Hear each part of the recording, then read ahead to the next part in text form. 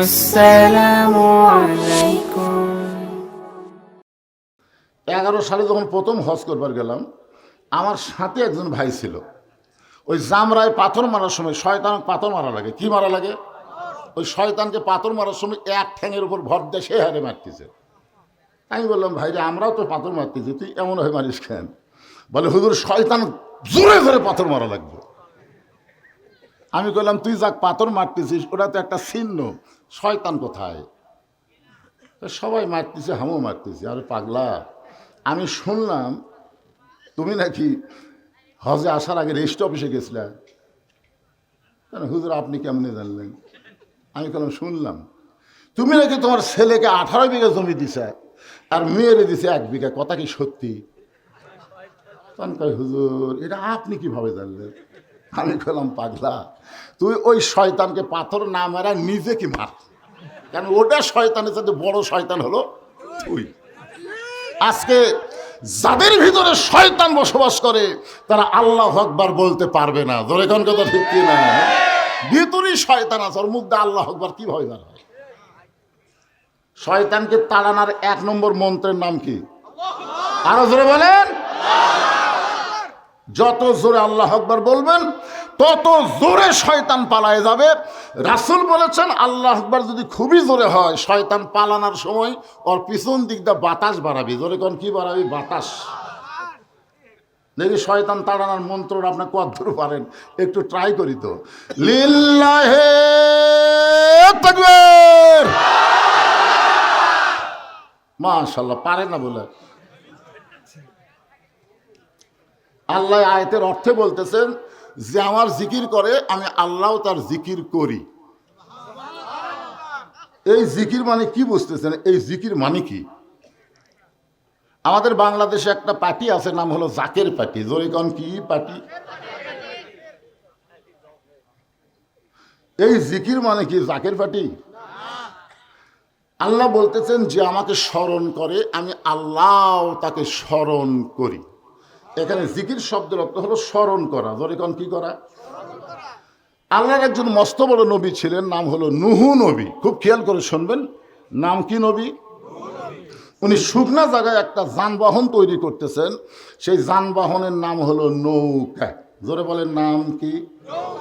আরো জোরে, জোরসে বলুন। আগামী নির্বাচনে নৌকার কোনো মিছিল হবে না, এই জন্য আমি করে দিলাম। অসুবিধা আছে?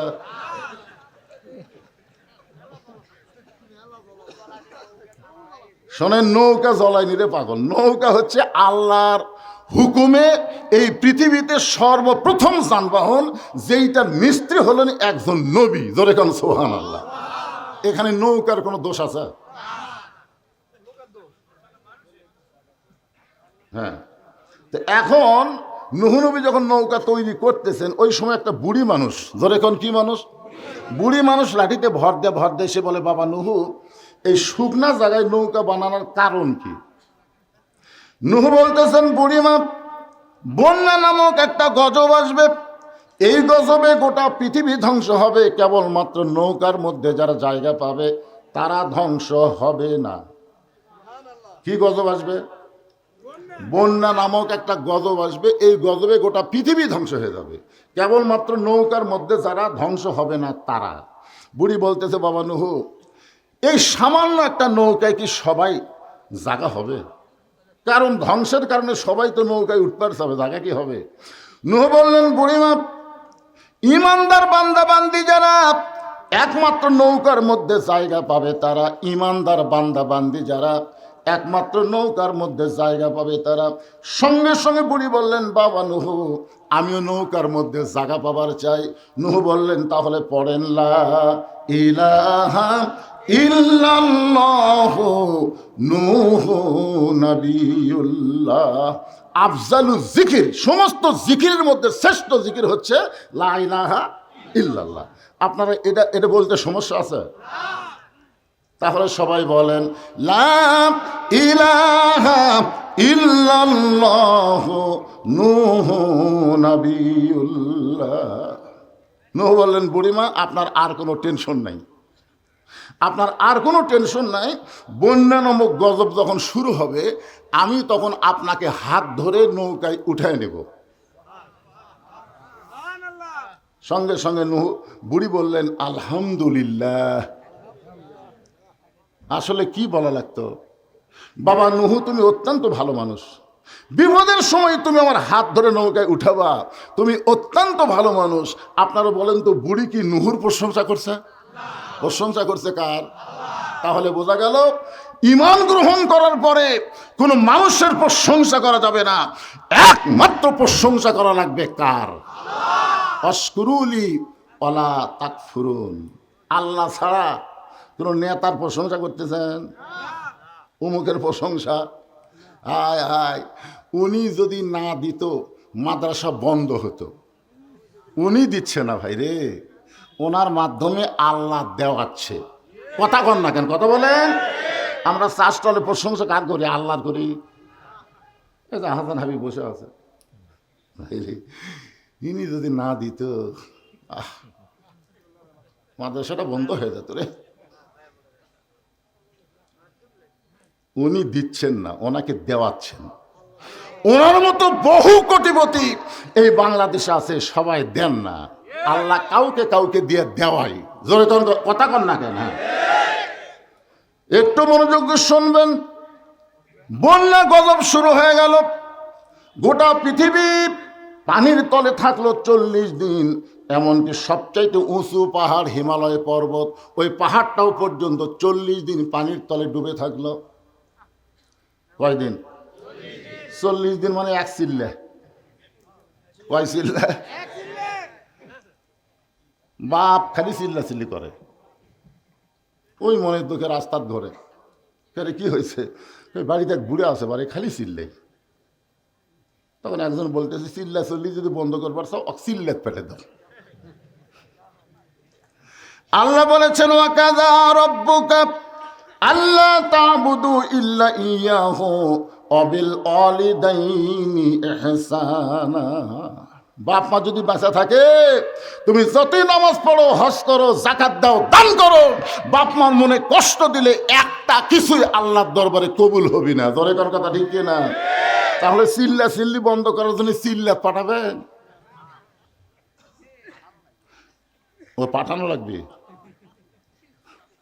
আমার এলাকার এক লোক চিল্লা দিয়ে আসে, আমি আজান দিবার পারি পারে। আচ্ছা দেন।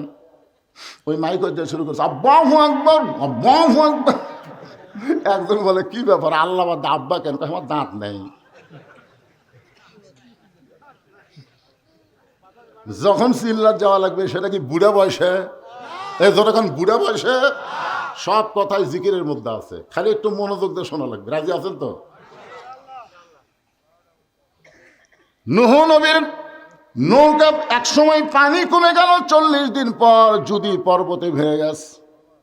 আল্লাহ ডাকতে বলে, নূহ নৌকার খবর কি? নূহ বলতেছে, নৌকার মধ্যে যারা জীবিত আছে তারা, নৌকার বাইরে যারা ধ্বংস হয়েছে তারা। আল্লাহ বলে, নূহ ওই বুড়িটার খবর কি? নূহ বললেন, আল্লাহ আমার মনই নেই। কি নাই? চিন্তা করে দেখেন, বিপদ পড়লে একটা নবী যদি ভুলে যায়, কতগুলা পীর ধরছে। পীর, হুজুর আমার কোনো টেনশন নাই, হুজুর আমার পীর আছে। পীর। নূহ বললেন, আল্লাহ আমার মনই নেই। আল্লাহ বলে, নূহ তাহলে বুড়িটার খবর কি? নূহ বলতেছে, সবাই যখন ধ্বংস হয়ে গেছে, ওই বুড়িটাও ধ্বংস হয়ে গেছে। আল্লাহ বলে, নূহ আজ যদি কোনো কথা বলা যাবে না, কথা বলার আগে তদন্ত করে কথা বলা লাগবে। ইন্নাল্লাহা ইয়ামুরুকুম আন তুআদ্দুল আমানাতি ইলা আহলিহা ওয়া ইযা হাকামতুম বাইনান নাস আন তাহকুমু বিল আদল। আল্লাহু আকবার। কি? হাসিনার তদন্ত? হাসিনার তদন্ত?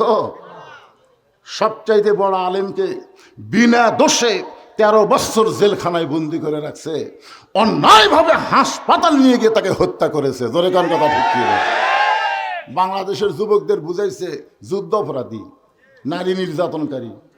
অথচ 50 বছর কোরআনের তাফসির করেছে।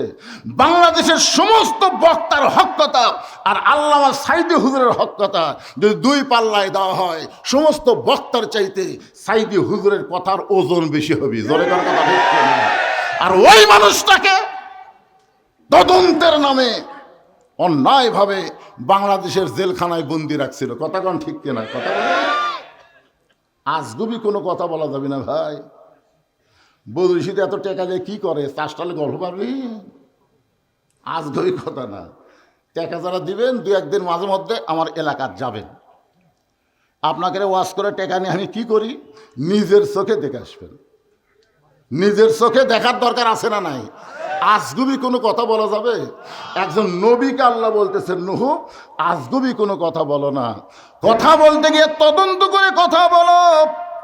নুহু নবী তদন্ত করতে গিয়ে দেখে বুড়ি তো দূরের কথা, বুড়ির ঝুবড়ি বাড়ি পর্যন্ত কিছুই হয়নি। আল্লাহ, যে বন্যায় গোটা পৃথিবী ধ্বংস হয়ে গেল, আর সেই বন্যায় একটা সাধারণ ঝুবড়ি বাড়ি, এই ঝুবড়ি বাড়িটাও কিছু হলো না। সঙ্গে সঙ্গে নুহু ডাক দিলেন, বুড়িমা। বুড়ি টোপলা নিয়ে হাজির। কি নিয়ে হাজির? নুহু বলতেছে, বুড়িমা টোপলা কেন? বলে সাইজ হয়ে আছি, সাইজ হয়ে আছি। কারণ তুমি আমারে ডাক দিবা আর আমি বের হতে দেরি করব, এটা তো চলবে না। আমি সাইজ হয়ে আছি। আল্লাহ বলেছেন, ইয়া আইয়ুহাল্লাযীনা আমানুত্তাকুল্লাহা হাক্কা তুকাতিহি ওয়া লা তামুতুন্না ইল্লা ওয়া আনতুম মুসলিমুন।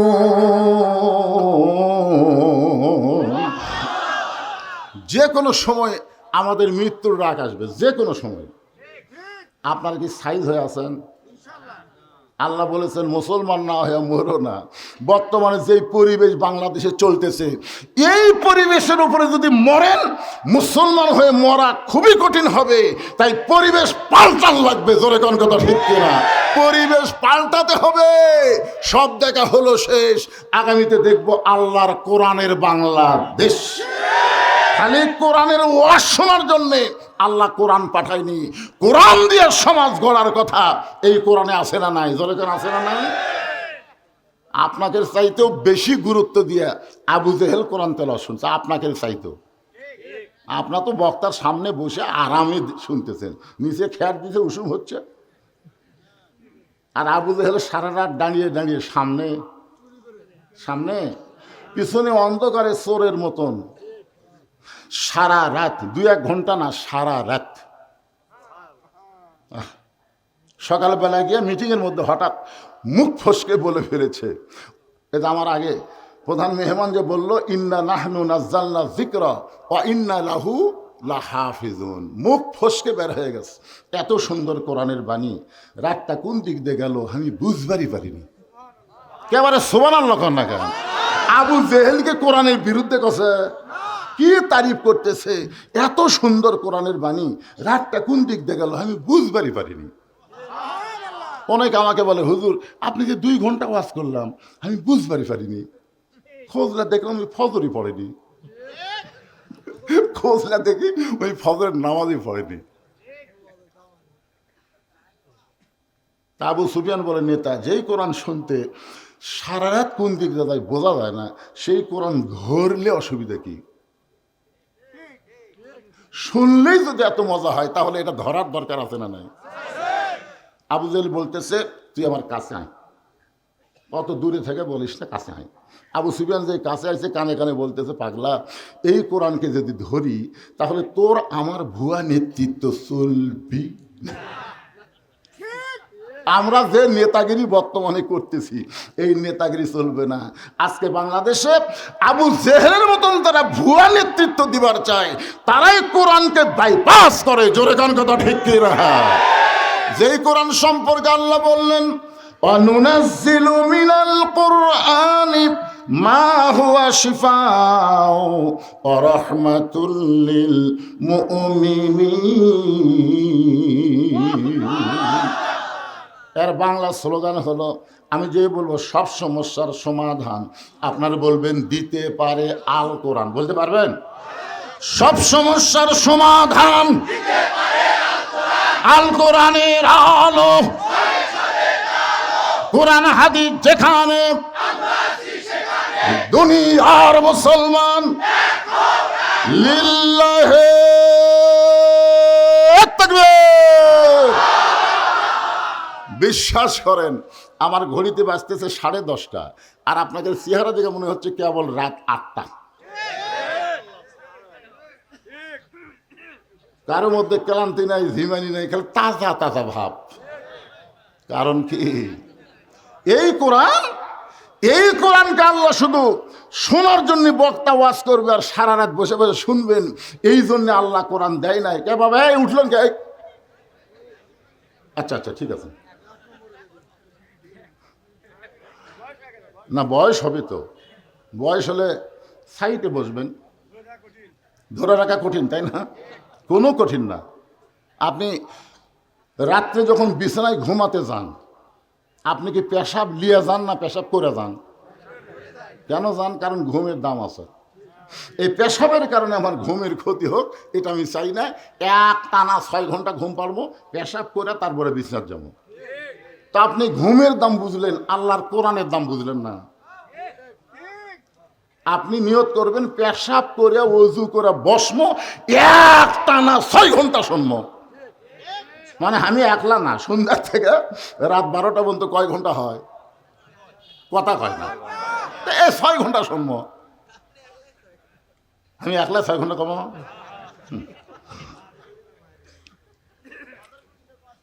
আরে কতক্ষণ হবে সেটা তো আমি জানি। যে আয়াত তেলাওয়াত করেছে, আয়াতের তাফসীর করে ইনশাল্লাহ শেষ হবে।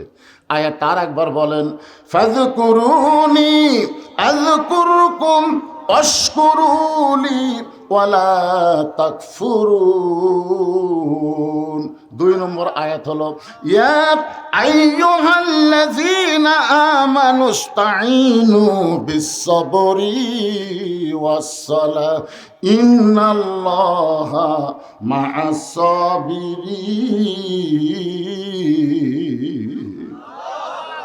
ধৈর্যশীলদের সঙ্গে কে আছে? মাশাআল্লাহ। এখন আসেন যে কথা বলতেছিলাম।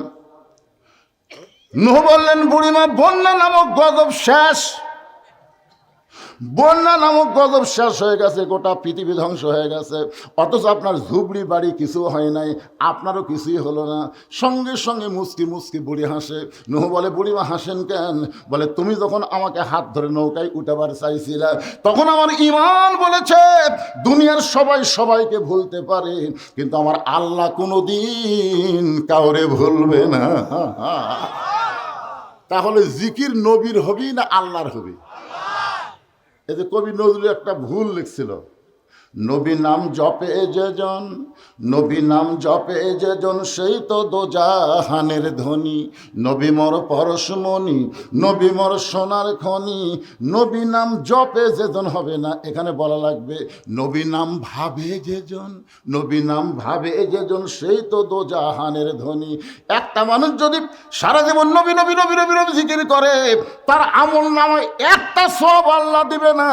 আর একবার যদি আল্লাহ জিকির করেন, জিকিরটা যদি কবুল হয়, 8টা জান্নাতের দরজা আল্লাহ খুলে দেয়। তাহলে জিকির হবে কার? আরো জোরে মাশাআল্লাহ।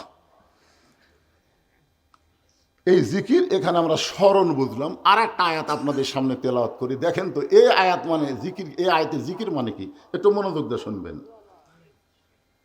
ইযা নুদিয়া লিস-সালাতি মিন ইয়াউমিল জুমআ ফাসআউ ইলা যিকরিল্লাহ। আচ্ছা, এই আয়াতে জিকির মানে কি? আর কথা কয় না, দেখছেন? এই আয়াতের জিকির বুঝিছে, আর কথা কয় না। আপনারা বলেন তো, এখানে যত মানুষ বসে আছেন, কারা কারা মাগরিব এশার নামাজ পড়েছেন? হাত তুলবার বলতেছে না, একটু চিন্তা করেন তো। যারা মাগরিব পড়েননি, এশাও পড়েননি, ওয়াজ শুনতেছেন, আপনারা যদি ফজরের আগে মরে যান, মানে মাগরিবও পড়েননি, এশাও পড়েননি, ফজর আগে মরিছেন। দুনিয়ার কত হুজুর আপনার জানাজা পড়ালে দোয়া করলে আপনি জান্নাত যাবেন, যাবেন?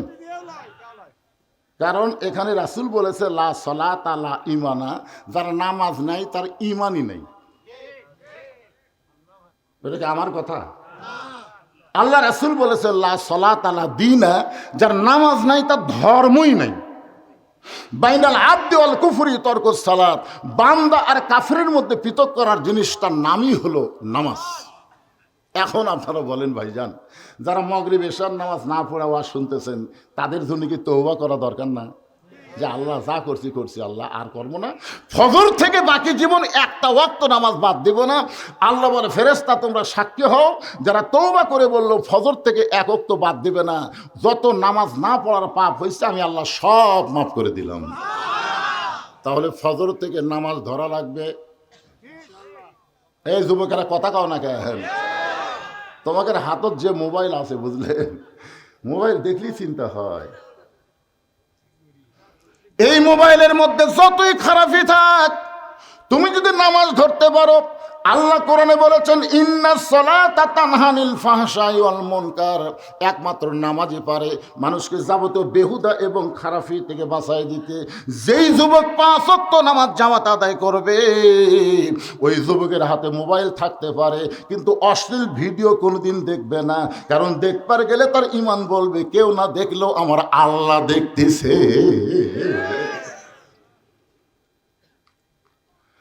এখানে আল্লাহ তাআলা একেবারে ডাইরেক্ট বলেছেন ইজা নুদিয়া লিস-সালাতি মিয়াউমিল জুমআহ। এই খুব খেয়াল করবেন, জুমআ মানে কোন নামাজ? তো সেটা কর না কেন? এখানে সবাই জবান খুলে বলেন কোন নামাজ? আরো জোরে। আচ্ছা, জুমার নামাজে কখন আসা লাগবে সেই কথা কি এই আয়াতের মধ্যে আছে? নাই। ফাস আও শব্দের অর্থ কি? ফাস আও মানে কি? আজান শুনে লায়ত তেল দিয়ে ধীরে ধীরে হাঁটা, এত জোরে হাঁটা লাগবে দেহ যেন বুঝবার পায় মরদ হাঁটতেছে। আর্মিরা যেমন রাস্তা হাঁটে, ওরা কি চৌকিদারের মতন হাঁটে? আজান শোনার পরে, জুমার আজান শোনার পরে এইভাবে মসজিদ দিকে আসা লাগবে। আপনারা বলেন তো, জুমার দিনে আপনারা মসজিদে কি আগে আসেন না পরে আসেন? খুব খেয়াল করে শোনেন, জিকিরের ওয়াজ হচ্ছে আজান শোনার প্রথম 3 মিনিটের মধ্যে যারা মসজিদের মধ্যে ঢুকবে, আল্লাহ তাদের আমল নামায় একটা উট কুরবানির সব দিবি।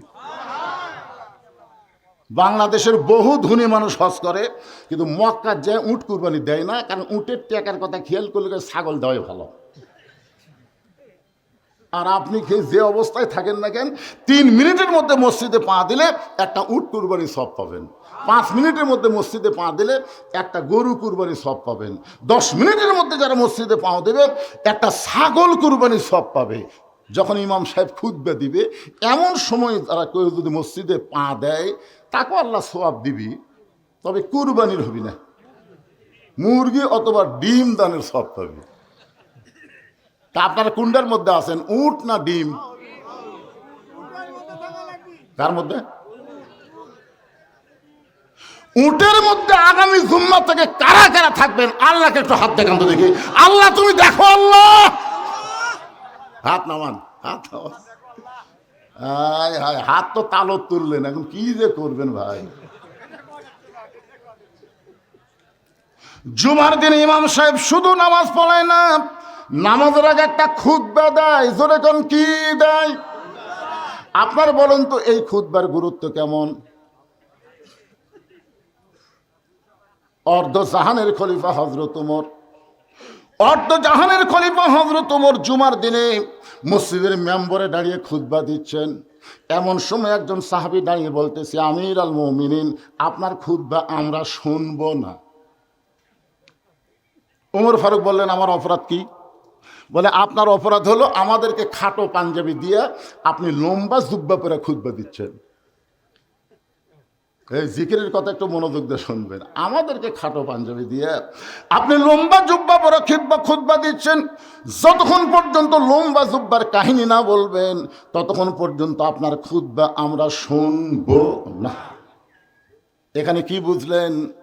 নেতা যদি ভুল করে সাধারণ একটা মানুষ পর্যন্ত তার ভুল ধরবার পারে। কারণ উমর ফারুক শুধু মসজিদের ইমাম না, উমর ফারুক হলো অর্ধ জাহানের খলিফা। হযরত উমরের চোখ দিয়ে যখন দর দর করে পানি পড়তেছে, এমন সময় আব্দুল্লাহ ইবনে উমর 30 পারা কোরআনের হাফেজ, 6 লক্ষ হাদিসের হাফেজ, সুবহানাল্লাহ কোন 30 পারা কোরআনের হাফেজ, নেতার বেটা কোরআনের হাফেজ। আজকে বাংলাদেশে এমপির ছেলে, মন্ত্রীর ছেলে যদি কোরআনের হাফেজ হতো, বিশ্বাস করেন প্রাইমারি ভিক্ষা করে চালান লাগতো, হাফিজি মাদ্রাসার কোনো আদায় করা লাগতো না। কিন্তু সব খালি গরিবের সন্তান। যে কটা মাথার পাগড়ি পড়লো খোঁজলে দেখেন কি খালি গরিবের সন্তান হাফেজ হবি আর ধনী সন্তান মশান মারবি। এই কি মনে করতেছেন খালি গরিবের সন্তান হাফেজ, ধনীর সন্তান মশান মারবে? উমর ফারুকের সন্তান অর্ধ জাহানের খলিফা, 30 পারা কোরআনের হাফেজ, 6 লক্ষ হাদিসের হাফেজ। একটা এমপিও সংসদে এই হাফেজি মাদ্রাসার কথা কয় না, একটাও কয় না। দেখছেন আপনাদের কত বছর সংসদে কোন এমপি কছে যে হাফেজি মাদ্রাসা করে খুব বিপদে আছে, হুজুরের বেতন নাই, ছাত্রকে খাওয়া নেই কছে? কারণ এরা জানে আমরা এমনি উপকার পাচ্ছি, খালি নেতা মরবি। আর যদি কয় আসেন হুজুর, কত করে হুজুর আমাদের মধ্যে আছে, যাই বলে আয় রে সেই দিকে যাই রে, বোঝা শোনা নাই রে। যেই নেতা জীবনে জীবিত অবস্থায় কোরআনের বিরুদ্ধে চারণ করছে, কোরআনের হক কথা বলবার দেয়নি, ওই নেতা মরলে হুজুর রাজা 3 খতম কোরআন পড়ছে।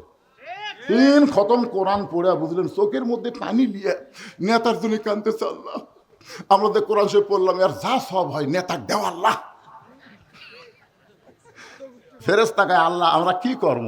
আল্লাহ বলতেছে কোরআন মরা মানুষের কোনো কিতাব না, কোরআন হলো জীবিত মানুষের হেদায়েত। জোরে কোন ঠিক কিনা? একটা নেতা বললে, যেই নেতাদের সন্তান হাফেজ না, যেই নেতারা কোরআনের মাদ্রাসার কথা বলে না, এদের লাশের কাছে এদের রুহের মাগফিরাতে কোরআন খতম দেওয়া যাবে না। জোরে কর কথা কন না কেন ভাইয়া? একটু মনোযোগ দিয়ে শুনবেন। ওমর ফারুকের সন্তান আব্দুল্লাহ বাবার পাশে উকিল হয়ে দাঁড়ায় বলতেছে, রে নবীর সাহাবীরা, আমার বাবার লম্বা জুব্বা দেখে তোমরা খুতবা বন্ধ করে দিলে, কিন্তু তোমরা খাটো হলেও তো নতুন কাপড় পরে আইছো। আমার দিকে তাকায় দেখো, আমার পরনে নতুন কোনো কাপড় নাই। তোমরা সবাই খাটো পাঞ্জাবি হলেও তো নতুন পোশাক পরে নামাজ পড়তে আইছো, কিন্তু আমার দিকে তাকায় দেখো, আমার পরে নতুন কোনো কাপড় নাই। ওসমান গনি বলতেছে, আব্দুল্লাহ আজকে জুমার দিনে সবাই নতুন পোশাক পরে আইছে, তুমি কেন পরো নাই? হযরত উমর যখন মদিনার খলিফা ছিলেন, ওই সময় অর্থমন্ত্রী ছিলেন ওসমান গনি। জোরে কোন সুবহানাল্লাহ।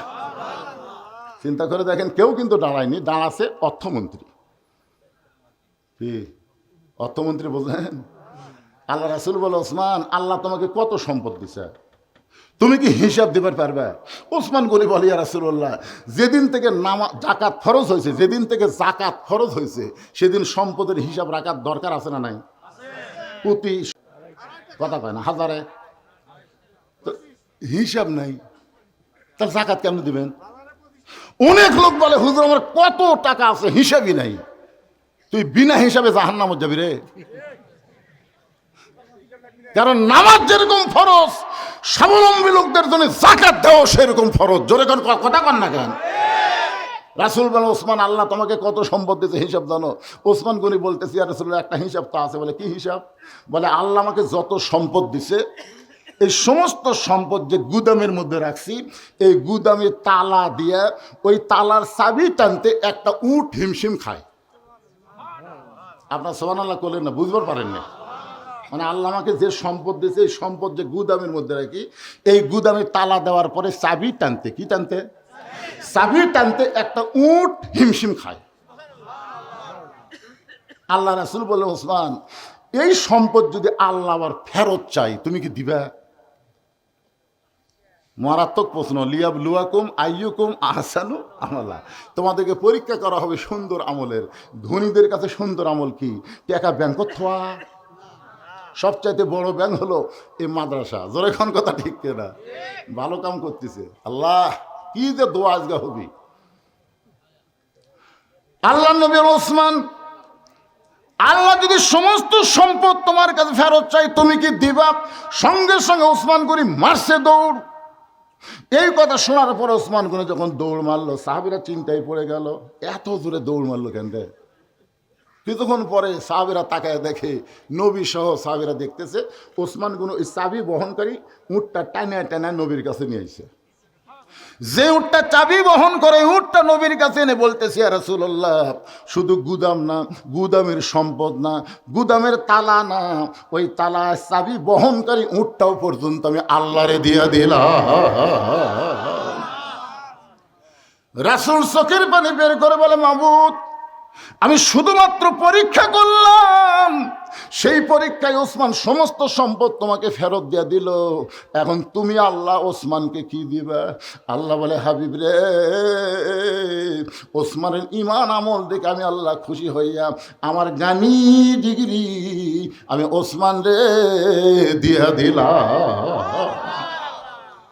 সেই দিন থেকে আল্লাহ রাসূল যতদিন মদিনার রাষ্ট্রনায়ক ছিলেন, ওসমান হলো অর্থমন্ত্রী।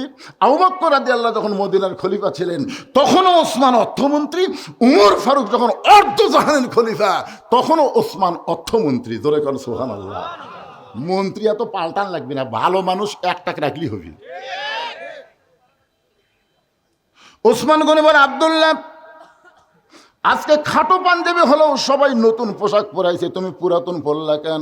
আব্দুল্লাহ বলতেছে, আমি যদি আজকে নতুন কাপড় পরতাম তাহলে আমার বাবার জুব্বা লম্বা হতো না।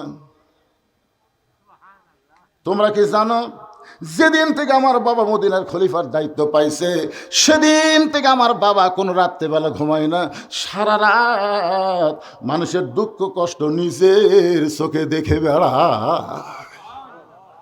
দিনের বেলা দেখলে মানুষ বুঝবার পারবে, এজন্য গোপনে চোরের মতন গভীর রাত্রে ওমর ফারুক মানুষের দুঃখ কষ্ট দেখার জন্য বের হয়েছে।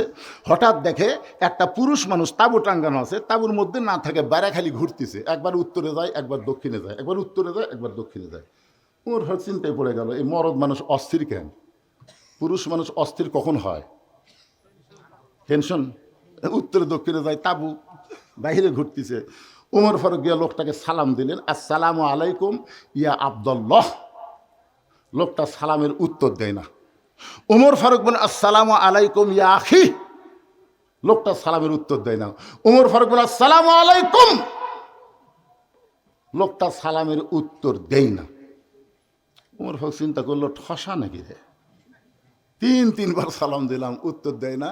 চতুর্থবার যখন সালাম দেওয়ার জন্য কেবল হাত তুলিছে, মানে এখনো দেয়নি, লোকটা, এই মিয়া, খালি বারবার সালাম দাও মিয়া। ওমর ফারুক চমকে উঠছে, ভাইজান আমি কি ভুল করছি? কয়, মারাত্মক ভুল। তুমি বারবার আমাকে সালাম দাও, রহমতের দোয়া করো, কিন্তু আমার উপর গজব চলতেছে, তুমি জানো? সালাম কিসের দোয়া? আল্লাহ রহমত তোমার বর্ষিত হোক, আর আমি গজবের মধ্যে আছি। ওমর ফারুক বলেন, কি গজব ভাই? বলে, গজব হলো আমার বউ গর্ভবতী। তুমি জানো ওমর ফারুক যেদিন থেকে আল্লাহর কোরআন দিয়ে রাষ্ট্র চলায় সেদিন দিনেও যা রাতেও তাই। যেরকম সুবহানাল্লাহ। ওই লোকটা হয়তো ওমরক বলতেছে, তুমি জানো ওমর ফারুক যেদিন থেকে আল্লাহর কোরআন দিয়ে রাষ্ট্র চলায় সেদিন থেকে দিনও যা রাতেও তাই। আমি আমার গর্ভবতী বউকে নিয়ে আমি রাতের বেলা বের হয়েছি, আমার অমুক এলাকায় যাব, কিন্তু রাস্তার মাঝখানে এসে প্রসব বেদনা উঠছে, আমি তাঁবুর টাঙ্গায়, বউ খালি তাঁবুর মধ্যে কাঁদতেছে আর আমি বাইরে ঘুরতেছি আর তুমি খালি সালাম মারতেছে। তার মানে ওমর ফারুক বললেন, ভাই ইন্নাল্লাহা মা'আস সাবিরিন, ধৈর্যশীলদের সঙ্গে কে থাকে? একটু ধৈর্য ধরেন, আপনি একটু ধৈর্য ধরেন। আমার কাছে ভালো ধাত্রীর খবর আছে। অর্ধ জাহানের খলিফা হযরত ওমর বললেন, আপনি একটু ধৈর্য ধরেন, আমার কাছে ভালো ধাত্রীর খবর আছে। এই বলে এক দৌড় মারলেন, এক দৌড় এসে দরজায় ডাক দিলেন, আব্দুল্লাহর মা। ওমর ফারুকের ছেলের নাম কি? আব্দুল্লাহর মা সঙ্গে সঙ্গে দরজা খুলে গেল। উমর ফারুক চমকে গেলেন, আব্দুল্লাহর মা, আমি না হয় মানুষের দুঃখ কষ্ট দেখার জন্যে রাতের বেলা ঘুরে বেড়াই, কিন্তু তুমি দরজা ডাক দাও মাত্র কেমনি খুললাম? আব্দুল্লাহর মা বলে, স্বামী গো, আপনি মানুষের দুঃখ কষ্ট দেখার জন্য রাতের বেলা ঘুরবেন আর আমি বিছনায় ঘুম পারবো, এমন বউ আমি না। তার মানে বোঝা গেল, বউ যদি ভালো হয় নেতা ভালো হবে। বেগম পাড়াত বাড়ি বানাবি না রে, বেগম পাড়াত বাড়ি বানাছে কার জন্যে? এই যে পলক, আমাকে পলক, ই এখন জেলত আছে আর ওর বউ খালি সেই মজা মারতে পারে, ওর বউ সেই মজা মারতে এই খালি মারিয়া দিছে, ওই খালি ইচ্ছা মতো। কে পলক, এখন খবর কি? ফান্দে পড়িয়া পলক কান্দে রে। একটু মনোযোগ দিয়ে শুনবেন। অর্থ জাহানের খলিফা হযরত উমরের বউ বলতেছে, আপনি মানুষের কষ্ট নিজের চোখে দেখবেন আর আমি আরামের ঘুম পারবো, সে বউ আমি না। কিন্তু আমি আশ্চর্য হয়ে গেলাম, আপনি প্রতিদিন তাহাজ্জুদের সময় চলে আসেন, কিন্তু আজকে এই সময় চলে আসলেন কেন? আজকে কি বইয়ের কথা মনে পড়ছে? ওমর ফারুক বললেন, বিবি, জান্নাতে যদি যাবার চাও, জান্নাতে যদি যাবার চাও, একটা মেয়ে প্রসব হবে, তার জন্য কি কি দরকার সেই জিনিসগুলো নিয়ে তাড়াতাড়ি বের হও। একটা মেয়ে প্রসব ব্যথায় ভুগতেছে, তার ধারতে গিয়ে কইতে গেলে যা লাগবে তাই না বের হও। হযরত ওমর বউকে নিয়ে জান্নাতে যাওয়ার কথা বলে বের হলেন, অন্য পৃষ্ঠাতে তাঁবুর মধ্যে ঢুকাই দিলেন। কিছুক্ষণ পরে ওমর ফারুকের বিবি বলে, স্বামী গো, ইয়া আমির আল মুমিনিন, আপনার দোস্তকে, বন্ধু ভাইকে বলেন তার বিবি এবং সন্তান সুস্থ আছে। আপনার তো সুবহানাল্লাহ বলেন, কিন্তু ওই লোকের অবস্থা কি? বউটা যেই বলছে আমির আল মুমিনিন, আপনার বন্ধুকে বলেন তার সন্তান এবং বিবি সুস্থ আছে, সঙ্গে সঙ্গে লোকটা হাঁটু করে বসে কান্দার বলে, আমির আল মুমিনিন, আমি আপনাকে এইভাবে তিরস্কার করলাম, তিনবার সালাম দিলেন, অথচ সালামের উত্তর দিলাম না। ওমর ফারুক লোকটার থুতুনির তলে হাত দেয়া কপালে একটা চুমা খায়, বলতে, ভাইজান, আল্লাহর হস্তে আমাকে মাফ করে দাও। আত্তাকুল্লাহ হাক্কা তুকাতিহি, কোরআনের আইন যখন চালু হবে সেই মানুষটা কেমন মোত্তাকি হবে একটু খেয়াল করেন। আব্দুল্লাহ বলতেছে, নবীর সাহাবীরা রে, সবাই যখন ঘুমিয়ে গেছে, এমন সময় আমার বাবা আমার দরজায় গিয়ে ডাকতেছে, আব্দুল্লাহ আব্দুল্লাহ বলে। আমি দরজা খুলে তাকায় দেখি বাবার হাতে একটা পাঞ্জাবি। আমি আব্দুল্লাহ হাসি নিয়ে বললাম, বাবা, বাইতুল মাল থেকে আমার একটা পাঞ্জাবি দিছে, আপনি আর একটা দিবে রাখছেন? আসলে নেতার বেটা হওয়ার মধ্যে লাভ আছে, একটা পাঞ্জাবি আমাকে দিছে, আপনি আর একটা দিবে রাখছেন। ওমর ফারুক বলে, আব্দুল্লাহ, যা বলবি সাবধান হয়ে বলবি। ইন্নাল্লাহা ইয়ামুরুকুম আন তুআদ্দুল আমানাতি ইলা আহলিহা ওয়া ইযা হাকামতুম বাইনান নাস আন তাহকুমু বিল আদল। কোরআন দিয়ে যখন রাষ্ট্র চলবে তখন নেতাদের চরিত্র কেমন হবে আর বর্তমানে কিভাবে চলতেছে একটু খেয়াল করার দরকার আছে না নাই? আমার ওয়াজের মধ্যে আমি বলি, আপনাকে খেয়াল আছে কিনা, 6 বছর আম বাগানের চাষ করে জ্যৈষ্ঠ মাসে দেখতে গেছে আম পাকছে কিনা, যা দেখে গাছের ডালে বসে এক ছোট্ট বাচ্চা পাকা আম পাড়তিছে আর ব্যাগের মধ্যে তুলতেছে। বাগানের মালিক কয়, আমি খাইনি, পরিবারের কেউ খায়নি, আর তুই আমার গাছে ছোড়া আম পাড়তেছিস, তোর বাপক যা বিচার তোমরা। ছেলে খালি মুসকে মুসকে হাসে। বাগানের মালিক বলে, হাসিস কেন? বলে, হাসার কারণ হলো আমার বাবা কোথায় খুঁজবার যাবেন, আমার বাবাও আর এক গাছে চড়ছে, ওই যে তাকে দেখে, কাকে দেখে ওর পাপ খালি আম পাড়ার বস্তা ভরায়, গাছের ছায়ায় বসে কান্দার বলে, আল্লাহ বিচার দিমু কার কাছে, বেটাও চোর বাপও চোর। 15.5 বছর এই বাংলাদেশে বিচার দেওয়ার কোনো জায়গা ছিল না। কথা কর না কেন ভাই, বিচার দেওয়ার কোনো জায়গা আছে? বর্তমানেও আমাকে শ্বাসটালে গল্প মারতেছে। আগে ক্ষমতা ছিল আওয়ামী লীগ, সামনে ক্ষমতা আসতেছে বিএনপি, শ্বাসটালে গল্প হচ্ছে। আগে ক্ষমতাটা আওয়ামী লীগ ক্ষমতাটা ছিল রে, আগামীতে বিএনপি আসতেছে। আমি বললাম, নাউজুবিল্লাহ নাউজুবিল্লাহ। সাইড থেকে একজন হুজুর, নাউজুবিল্লাহ মানে? নাউজুবিল্লাহ মানে তোমার কথা মারাত্মক ভুল। আওয়ামী লীগও ক্ষমতা ছিল না, বিএনপিও ক্ষমতা আসতেছে না, সব সময় যিনি ক্ষমতা আসেন তিনি হলেন আমার আল্লাহ। তো স্টলে সবাই বলতে হুজুর সবসময় ক্ষমতা আল্লাহ আছে, তার দলিল কি? সঙ্গে সঙ্গে আমি তেলাওয়াত করলাম, তাবারাকাল্লাযী বিয়াদিহিল মুলকু ওয়া হুয়া আলা কুল্লি শাইইন কাদির। আল্লাহ মাঝে মাঝে কাউকে ক্ষমতা দেয়, কি দেয়? আল্লাহ ক্ষমতা দেয় দেখার জন্যে। আল্লাহ হাসিনাদের ক্ষমতা দিছিল, 9 সালে ভোটে ক্ষমতা আইল, তারপরে 14 সালে বিনা ভোটে 151 জন হওয়া লাগবে, সেটি ভোটই হয়নি, 154 জন। 18 সালে দিনের ভোট রাতে করলো, 22 সালে আবার ড্যামি নির্বাচন করলো। কতগুলা নেতা দেখবেন মঞ্চ উঠতে পারে না, 2 জন হাত ধরে টানে আর 2 জন পাছার ঠেলা মারে। দেখেন এরকম নেতা উঠতে পারে না ভাইরে, 2 জন টানা তোলে আবার 2 জন পাথর ঠেলে। ওই নেতা মাইক পাইয়াই ওর প্রথম কথাই হলো খেলা হবে। কেরে খেলবার গেলে মাজাত বল থাকা লাগবে পাগলা, খেলবার গেলে বল থাকার দরকার আছে না নাই? জোরে কোন আছে না নাই? 41 সালের আগে হামাকরক নামাইকে এমন শিরকি কথা বলেছে, আমার আল্লাহ তাআলা 24 সালের 5ই আগস্টে নামায় দিল। এখান থেকে বিশ্বাস করা লাগবে ক্ষমতার মালিক আওয়ামী লীগ না, ক্ষমতার মালিক বিএনপি না, ক্ষমতার মালিক হলেন আমার আল্লাহ। আগামীতে কাকে আল্লাহ ক্ষমতা দিবে এইটা এখনোই বলা যাবে না, কিন্তু গোটা বাংলাদেশ আপনাদের দোয়ায় ওয়াজ করে এতটুকু পর্যন্ত আমি দেখতেছি। আগের দিন বাঘে খাসে, আগের দিন চলবি না, আগের দিন আর চলবি না। মানুষ অনেক সজাগ হয়ে গেছে ভাই। মানুষ এখন আগে কিছুই জানতো না, আগে কিছুই জানতো না, বুঝলেন? ওই যা শুনতো তাই। এখন হাতে হাতে মোবাইল আছে না নাই? সবই দেখতেছে, কারা কি করতেছে, কার আমল নামা কি, সব দেখতেছে। এই জন্যে আগাম কোনো কথা বলা যাবে। একটু মনোযোগ দিয়ে শুনবেন। ওমর ফারুক বলেন, আব্দুল্লাহ তুই কেমনে বিশ্বাস করলি? একটা পাঞ্জাবি বাইতুল মাল থেকে তোরে দেওয়া হয়েছে, আর একটা দিবে রাইছি বাজান, এই পাঞ্জাবিটা আমার ভাগে পড়েছে। এখন তুই বল রে আব্দুল্লাহ, এই ছোট পাঞ্জাবি পরে আমি যদি খুতবা দেই তাহলে দেখতে কেমন লাগে? মুয়াজ্জিনের মুসল্লির কাপড় যদি ছোট হয়, মুসল্লির পাঞ্জাবি যদি ছোট হয় কোনো সমস্যা নেই, কিন্তু ইমামের ছোট হলে, আপনার বুঝতেছেন আমার কথা? একজন আমাকে মোবাইল করে বলতে, হুজুর ইমামের দাড়ি যদি 1 মুষ্টির নিচে হয় তার পাশে কি নামাজ হবে? আমি কইলাম, ভাইজান তুমি ইমামের দাড়ি 1 মুষ্টি কেমনে মাপলে? তো হুজুর ইমাম যখন খুতবা দেয় তখন আমি দূর থেকে আন্দাজ করছি, আমার মুখ দেখেছি আর দাড়ি দেখছি, হুজুর আমার মনে হয় 1 মুষ্টির কম হবে। আমি কলাম, কে ভাই তোমার দাড়ির খবর কি?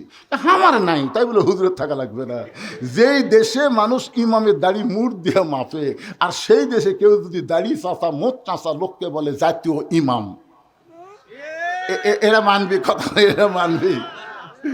এক মাথার টুপি দিয়ে এক সালাউদ্দিন মুকুট নাই দাড়ি, উনি কয় জাতীয় ইমাম। জাতীয় নেতা বলবার পারো, কিন্তু জাতীয় ইমাম বাংলার জনগণ সবাইকে মানবে না। জাতীয় ইমাম হওয়ার গেলে তার বাহ্যিক কিছু চেহারা লাগবে, যেইটা ছাড়া মানুষ কিন্তু ইক্তেদা করবি। কথা কন্যাগান ইক্তেদা করবে। বেজার হচ্ছেন? আসল কথায় হাত পড়লে তো বেজার হবেন। বাজানলে গরম ভাতে বিলাই বেজার। গরম ভাত কিন্তু ভালো জিনিস, বিলাইয়ের চরিত্র না। একটু মনোযোগ শুনবেন। ওমর ফারুক বলেন, আব্দুল্লাহ তোর পাঞ্জাবিটা আমাকে দান করে দেওয়া যান। আব্দুল্লাহ বাবার চোখের পানি থেকে তার নিজের অংশটুকু বাবাকে দান করে দিল। বাবা আব্দুল্লাহর অংশ, নিজের অংশ নিয়ে যখন রওনা দিয়েছে, আব্দুল্লাহ পিছনে পিছনে হাঁটতেছে, বাবা সামনে সামনে। বাবা ঘরের মধ্যে গিয়ে ঘরের দরজা বন্ধ করে দিল। আব্দুল্লাহ জানলা দিয়ে তাকায় দেখে হযরত ওমর ফারুক নিজেই দর্জি হইয়া ছেলের পাঞ্জাবি, তার নিজের পাঞ্জাবি একত্র করে লম্বা জুব্বা বানায়, ওই জুব্বা বানায় আমার বাবা খুতবা দেয়। এখন বলো বাবার খুতবা শোনা যায় কি না যায়? সমস্ত সাহাবীরা চিল্লায় বলে, আল্লাহর কোরআন দিয়ে যখন রাষ্ট্র চলবে, এমন মুত্তাকি নেতা মুসলমানেরা দেখতে পাবে।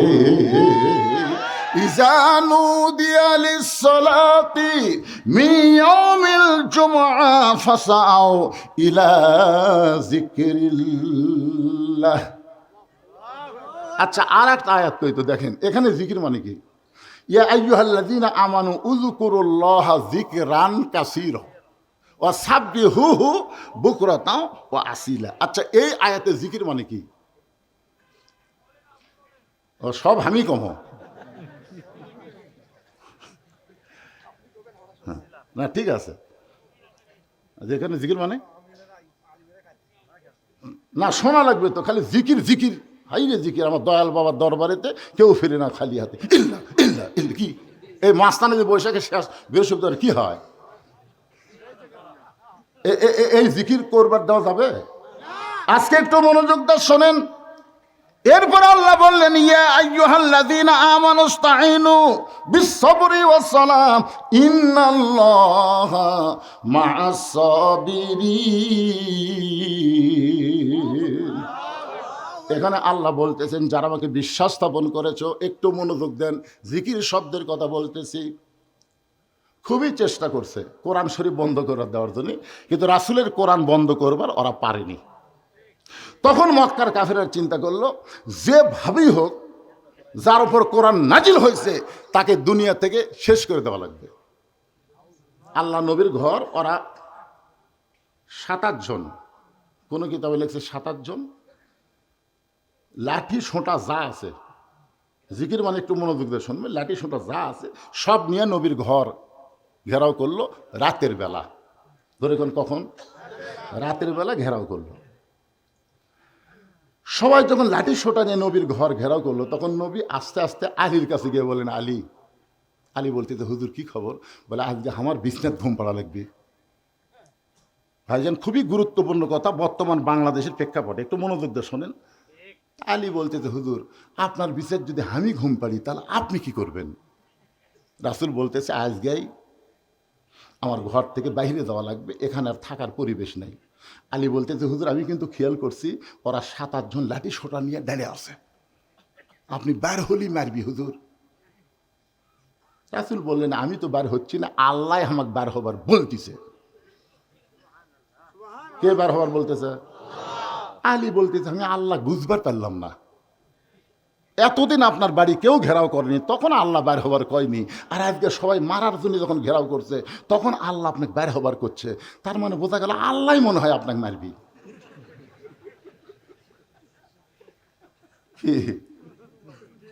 আল্লাহ রাসূল, আলী আমার বিছনায় চাদর মুড়ি দিয়ে ঘুমাও। শুধু ঘুমাইলে হবে না, চাদর মুড়ি দিয়ে ঘুমাও। এর বেশি আর তোমাকে আমি বলবো না। নবীর কথা মতো হযরত আলী, আল্লাহ নবী যেই বিছনায় ঘুমাই ওই বিছনায় চাদর মুড়ি দিয়ে ঘুমায় গেল। রাসূল আমার দরজা খুলে তাকায় দেখে 27 জন নেতা লাঠির সোঁটা তরবারি নিয়ে দাঁড়ায় আছে।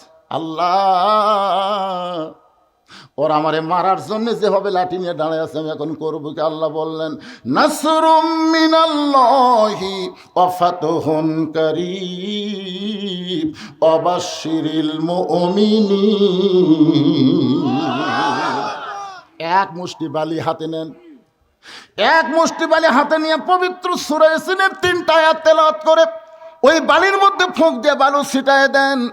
আল্লাহর কথা মতো নবী যখন বালু ফুঁ দিয়ে ছুটাই দিল, এমন সময় আমার আল্লাহ তাআলা 7-8 জন পাহারাদার যারা নবীকে মারার জন্য পাহারা দিচ্ছে, তাদের সকলের চোখের মধ্যে বালু ঢুকাই দিল কে? আল্লাহ। ওরা হাতের লাঠি সোঁটা যা ছিল বুঝলেন, বালু চোখে ঢুকলে ওই লাঠির কথা খেয়াল আছে, লাঠি ফেলে দে,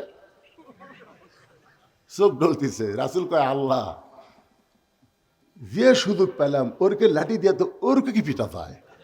এখন তো ওরা কোনো দিকে খেয়াল নাই। আল্লাহ বলতেছে, পিটার দরকার নাই, জাগা মতো মার হবি, জাগা মতো মার হবি, আপনি যান, আপনি যান, মার হবি জাগা মতো। ওই 7-8 জন যে কয়টা নবীর বাড়ি ঘেরাও করছিল, একজনও স্বাভাবিক মৃত্যুবরণ করতে পারে নাই। বদরের যুদ্ধে আল্লাহ ওদেরকে সাইজ করছে। সুবহানাল্লাহ কর না কেন? নবী আমার বের হয়ে চলে গেলেন আবু বকরের দরজায়। নেতা কেমন, কর্মী কেমন, একটু খেয়াল করেন। ইয়া আইয়ুহাল্লাযীনা আমানু যকুরুল্লাহা যিকরান কাসীরা, এই আয়াতটা দিয়ে আপনাদের বোঝানোর চেষ্টা করতেছি। নবী শুধু বললেন, আবু বকর, দরজা খুলে গেল। রাসূল বলে, আবু বকর আমি যে আসতেছি এইটাকে তুমি আগে থেকেই জানতে?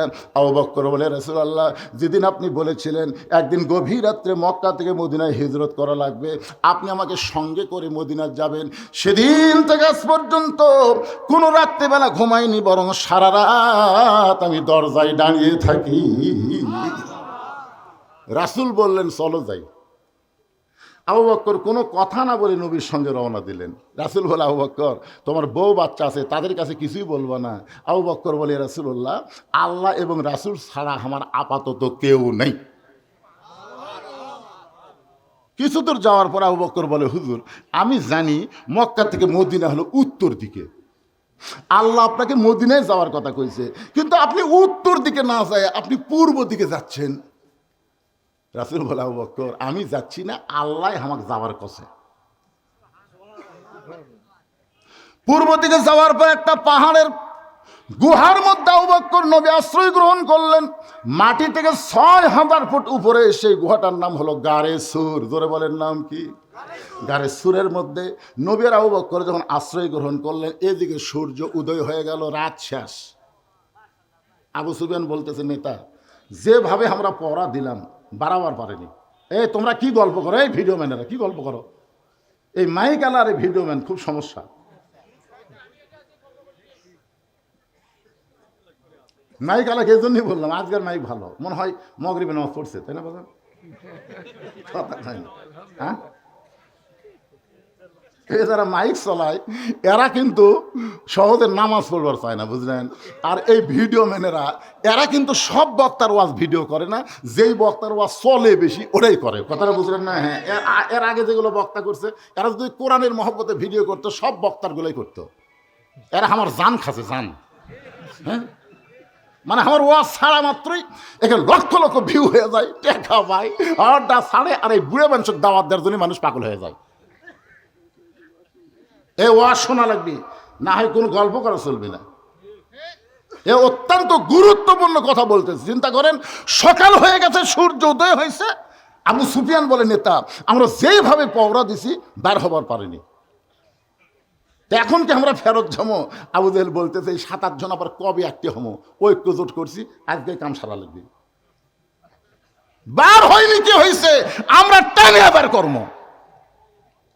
আবু জেহেলের নেতৃত্বে ৭-৮ জন নেতা আল্লাহ নবীর বাড়ির মধ্যে ঢোকে, যেই মাত্র দরজা খুলেছে তাকে ওরে তামনে চাদর দিয়ে ঘুম পাড়তিছে। খালি ঘুম পাড়তিছে, নাকের সাউন্ড হচ্ছে। ওই ৭-৮ জনের মধ্যে একজন আছে, তার নাম হলো উলিদ বিন মুগিরা। জোরেকার নাম কি? উলিদ বিন মুগিরা বলতেছে আবু জেহেলকে, নেতা আমরা তাকে ঘুম জায়গায় সারা রাত পড়া দিলাম, আর এইভাবে আরামে ঘুম পাড়তে চায়। এই বলে হাতে একটা বর্ষা ছিল, এই বর্ষাটা হযরত আলীকে ঘুমন্ত নবী মনে করে, আলী মনে না করে ঘুমন্ত নবী মনে করে। উলিদ বিন মুগিরা যখন বর্ষাটা মারতে চায়, এমন সময় আবু জেহেল খপ করে বর্ষা ধরে বলতেছে, রে উলিদ বিন মুগিরা, ঘুমন্ত মানুষকে মারা জায়েজ না। সুবহানাল্লাহ কন না কেন? তার মানে বোঝা গেল আবু জেহেল ফতুয়া জানে, ঘুমন্ত মানুষকে মারা জায়েজ না। উলিদ বিন মুগিরা বলে, নেতা সবসময় আপনার কথা মানা যাবে না। যাকে পওরা দিলাম সারা রাত আর সেই বেটা আরামে ঘুম পাড়ে, এক না মারা পর্যন্ত আমার শান্তি নাই। এ বলে উলিদ বিন মুগিরা আবার যখন মারবার চাই, আবু জেহেল খফ করে তীরটা ধরে বলতে, উলিদ রে তোরে বারবার নিষেধ করি, তুই কেন মানিস না? উলিদ বিন মুগিরা বলে, নেতাজি আমার কলিজার মধ্যে আগুন ধরে গেছে, আমি শুধু আপনাদের এই জিকির বোঝানোর জন্য বলতেছি, আল্লাহ নবীর সবচাইতে বড় শত্রুর নাম হলো আবু জেহেল, আর সবচাইতে খারাপ দুশ্মনের নাম হলো উলিদ বিন মুগিরা। নবীর সবচাইতে বড় শত্রুর নাম কি? আবু জেহেল, বড় শত্রু, কিন্তু সবচাইতে খারাপটার নাম হলো উলিদ বিন। ওই সবসময় নবীকে কষ্ট দিয়েছে। উলিদ বিন মুগিরার জীবনে পড়ে দেখেন, আল্লাহ নবীকে দেখা হলেই বলতো, ও মুসলমানের নবী, আপনি যদি এতই ভালো হবেন তো জন্মের আগে বাপ মা মরল কেন? আচ্ছা আপনারা বলেন তো, জন্মের আগে যে বাপ মা মরিছে এটা কি নবীর দোষ? জন্মের আগে আপনার বাপ মরল কেন? আমাকে যদি কেউ বলে, হুজুর আপনি যদি এতই বড় বক্তা হন তাহলে কালো কেন? না, যদি কেউ এরকম প্রশ্ন করে এর উত্তর আছে। নবীর চোখে দর দর করে পানি পড়ল। শিশুকালে মইরা গেছে মা, গর্ভে থাকতে চোখে দেখলেন না। কে করিবে লালন পালন, কে দিবে সান্ত্বনা, এই দুনিয়ার বড় এতিম নবী ছিলেন একজনা। নবীর চোখ দিয়ে যখন পানি পড়তেছে, আল্লাহ বলে, হাবিব, যে ওলীদ বিন মুগীরা আপনার অন্তরে কষ্ট দিল, আপনি তাকে চিনেন? রাসূলকে চিনবো না কেন? আল্লাহ তো মুগিরের বেটা ওলীদ। আল্লাহ বলতেছে, না, উতুল্লিম বাদা জালিকা জানিম, এই মুগিরের বেটা ওলীদ না, উনি হলো জারদ সন্তান। রাসূল কয়, আল্লাহ আমার কষ্ট দিছে বলে কয়, না, শুধু আপনি না, কিয়ামত পর্যন্ত আলেম ওলামা, নবীর ওয়ারিস এবং নবীদের বিরুদ্ধে যারা কথা বলবে তারা সকলেই হচ্ছে জারদ সন্তান। এখনো যারা নবীর বিরুদ্ধে কথা বলে এরা কি সন্তান? জারদ সন্তান। এমন একটা আয়াত আল্লাহ নাজিল করছে ভাই, এই কয়েকদিন আগে নবীর বিরুদ্ধে কি যেন কইছে, হিন্দু ও পুরাই মারিছে পারে না। এরকম মারা ঠিক না, এরকম মারা উৎসাহ আমি দিচ্ছি না, কিন্তু কতগুলো লোক মনে মনে করে ঠিকই করছে। আল্লাহ নবীর বিরুদ্ধে কোনো কথা বলা যাবে, যদি বলে সে মুরতাদ হয়ে যাবে। কোরআনের আইন অনুযায়ী তাকে হত্যা করা আল্লাহ তাআলা ফরজ করে দিয়েছে। একটু মনোযোগ দিয়ে কথাগুলো শোনেন। ওলীদ বিন মুগীরা এই আয়াত নাজিল হওয়ার পরে যখন নবীর সঙ্গে আবার দেখা হয়, নবীকে যখন গালবন্ধ করবে, এখনো করে নাই, কেবল সাইজ হচ্ছে, এমন সময় নবী বললেন, উতুল্লিম বাদা জালিকা জানিম। এই কথা শোনার সঙ্গে সঙ্গে ওলীদ বিন মুগীরা মারছে দৌড়, এক দৌড়ে চলে গেছে মায়ের কাছে। কারণ আরবি ভাষা মক্কার নেতারা জানে, আমাদের বাংলাদেশের নেতারা জানে, ওরা এখন জানে নাকি? কারণ ওদের ভাষাই হলো আরবি। যেই বলে উতুল্লিম বাদা জালিকা জানিম, সঙ্গে সঙ্গে দৌড়, কারণ বুঝবার পারছে নবী কি কইছে। কিন্তু আমাদের বাংলাদেশের নেতারা জানে না। 15.5 বছর কিন্তু আমরা দোয়া করছি, বাংলায় করিনি, আরবিতে। এক ইফতার বাড়ি যায় দেখে একজনের রোজা নেই, হামাক দাওয়াত দেখে দোয়া করেন হুজুর, হাজার হাজার টাকা খরচ করে ইফতার আয়োজন করছি, ভালো করে দোয়া করবেন। আমি চিন্তা করলাম যারা রোজা নাই এর জন্য ভালো কি দোয়া আছে। আমি চিন্তা করলাম এটি বাংলা চলবি না, আরবি দেওয়া লাগবে। আরবিতে গড় দোয়া করতেছি, ওরা খালি না বুঝা কয় আমিন আমিন। আমি মনে মনে কইলাম যেখানে বাংলা হবি না সেটা আরবিত মায়ের হবি। তোর কোন কথা ঠিক না? ওলীদ বিন মুগীরা এক দৌড়ে মায়ের কাছে, মা, মা দরজা খুলে বলে, বেটা এরকম চিল্লাস কেন? ওলীদ বিন মুগীরা বলতেছে, উতুল্লিম বাদা জালিকা জানিম। মায়ের চোখ দর দর করে পানি পড়তেছে। এত বছর পরে এই খবর তো কে দিল? সোনাল্লাহ খবর না, এত বছর পরে এই খবর তোকে কে দিল? আমার মায়েরা যারা পর্দার অন্তর আছেন, একটু মনোযোগ দিয়ে শুনবেন। এখন থেকে আপনাদের 10টা মিনিট একটু কথা শোনা লাগবে। মা, উতুল্লিম বাদা জালিকা জানিম শোনার পরে ওলীদ বিন মুগীরার মা বলতেছে, এই গোপন খবর তোকে কে দিল? এইটা দুনিয়ার কেউ জানার কথা না। ওলীদ বিন মুগীরা বলতেছে, মা, যাই বলুক না কেন, কথা কি সত্য? বলে, কথা তো 100% সত্য। আমি যখন যুবতী ছিলাম তখন তোমার বাবা ব্যবসার কাজে বাইরে গেল। আমি যখন যুবতী ছিলাম তখন তোমার বাবা ব্যবসার কাজে বাইরে গেল। আজকে বাংলাদেশের বহু যুবক বউ থুইয়া বিদেশে যায়, জোরে কোন যায় কি যায় না? ওলীদ বিন মুগীরার মা বলতেছে, তোমার বাবা ব্যবসার যায়, এত লাভ হয়েছে, এই লাভের ধান্দায় বাড়ির যে জুয়ান বউ আছে এই কথা মনেই নেই। আমরা ছোটোবেলায়, এখানে আমার শ্বশুর বসে আছে, আমি কি করি, ছোটবেলায় আমরা একটা গান শুনতাম, জামা তোর জামাইয়ের বাহারি আমি যাব না, তোমার জামাই চাকরি করে মহিমাগন্ধ সুগার মেলে, মাসে মাসে পত্র পাঠায় ঘরে আসে না, জামা তোর জামাইয়ের বাহারি আমি যাব না। স্বামী যদি বাড়িতে না থাকে ওই বাড়ির যায় ঘর পড়া দেওয়া লাভ আছে? কথা বলেন না কেন ভাইজান? একটু মনোযোগ দিয়ে শুনবেন। ওলীদ বিন মুগীরার মা বলতেছে, বেটা রে, তোর বাবা ব্যবসার কাজে বাইরে দেয়, লাভ এত বেশি হয়েছে, বাড়িতে যুবতী বউ আছে, এইটা তোর বাপের মনে নেই। মাসের পর মাস যখন ব্যবসা করে, এমন সময় আমার মনের মধ্যে একটা মিন শারিল ওয়াসওয়াসিল খান্নাস, কোরআনে আছে না নাই? শয়তান ভিতরে ঢুকছে। আমি ছাদের উপর গেছি, ছাদের উপর যায় তাকায় দেখি তোর বাপের ছোট ভাই বাড়ি তাওয়াফ করতেছে। যেই বাড়িতে পুরুষ মানুষ থাকে না, ভাবি থাকে, ওই বাড়িতে দেওরারা তাওয়াফ করে। জোরে কন কি করে? দেওরা বোঝেন না?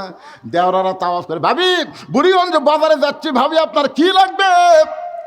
ও ভাবি, আপনাদের সাইজ ভাবি মনে হয় আপনার বিয়ে হয় নাই। এমন কতগুলো কথা পুরুষ মানুষ মেয়ে মানুষকে যখন শোনায়, ওই মেয়েটার স্বামী থাকে না, তখন ওই যুবকের জন্য পাগল হয়ে যায়। বাংলাদেশে কিন্তু পর কি আর বেড়ে গেছে, ধরে কোন কথা ঠিক কিনা? এটা মারাত্মক একটা রোগ। আর একটা রোগ হলো নেশাগ্রস্ত রোগ। এই সব কথা একদিন বলা যাবে না, একটু মনোযোগ দিয়ে শোনেন।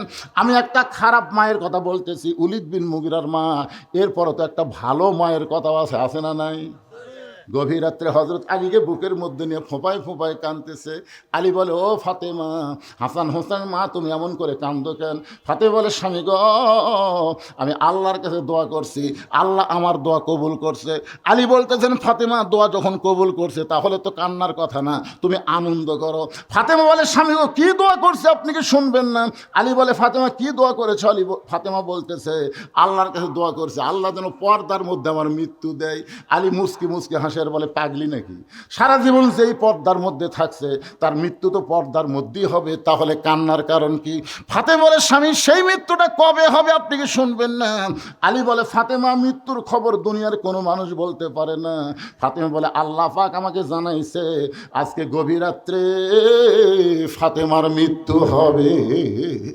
যেই মাত্র কইছে আজকে গভীর রাত্রে ফাতেমার মৃত্যু হবে, গাছের গোড়া কাটলে গাছটা যেমন পড়ে যায়, হযরত আলী তেমনি পড়ে গেলেন ঘরের মাঝে। মা ফাতেমা মুসকে মুসকে হাসতে, স্বামীর পড়া দেখে ফাতেমা মুসকি মুসকে হেসে ওই স্বামীর মাথাটা উড়াতের উপরে নিয়ে কপালে একটা চুমু দিয়ে বললেন, স্বামী গো, আমি আমার বাবার কাছে শুনেছি আল্লাহ আপনাকে স্পেশাল দুইটা পাওয়ার দিয়েছে। এক নম্বর পাওয়ার হলো আপনি হলেন পৃথিবীর শ্রেষ্ঠ বীর, দুই নম্বর পাওয়ার হলো আপনি হলেন পৃথিবীর শ্রেষ্ঠ জ্ঞানী।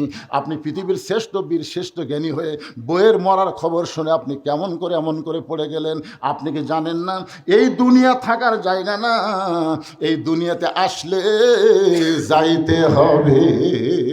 আমার সামনে যত মানুষ বসে আছেন ভাই, আমি যেই বলবো আসলে, আপনার বলবেন যাইতে হবে। আসলে কোথায় যাবেন একটু খেয়াল করেন, যে কোনো সময় যাওয়া লাগবে। কবি তার গানের মধ্যে বলতেছে, কিন্তু যেদিন ডাক পড়িবে, কিন্তু যেদিন ডাক পড়িবে কবর মাঝে যাইতে, জোগাড় কিছু করছো বন্ধু তার মাঝে বিছাইতে। ফাতেমা বলে, স্বামী গো, আপনি ওঠেন, আমি দুনিয়া থেকে বিদায় নেওয়ার পরে আমার তিনটা চাওয়া আপনাকে পুরা করা লাগবে। আলী ফাতেমার কপালে চুমা দে, বলে, ফাতেমা, দুনিয়ার জীবনে গরিব ছিলাম বলে তুমি কিছুই চাইলা না, মরার পরে তুমি কি চাইবা ফাতেমা? ফাতেমা বলে, এক নম্বর চাওয়া হলো রাতের অন্ধকারে আমাকে দাফন করা লাগবে। আমার দুই নম্বর চাওয়া হলো আমার কিন্তু জানাজার ব্যবস্থা করবেন না। আমার তিন নম্বর চাওয়া হলো আমার লাশটা কিন্তু খাটনিতে তুলবেন না, কারণ বর্তমানে হিসাব করে দেখলাম 4 জন পুরুষ ফাতেমার নাই যে খাটনি কান্দে নিয়ে গোরস্থানে যাবে।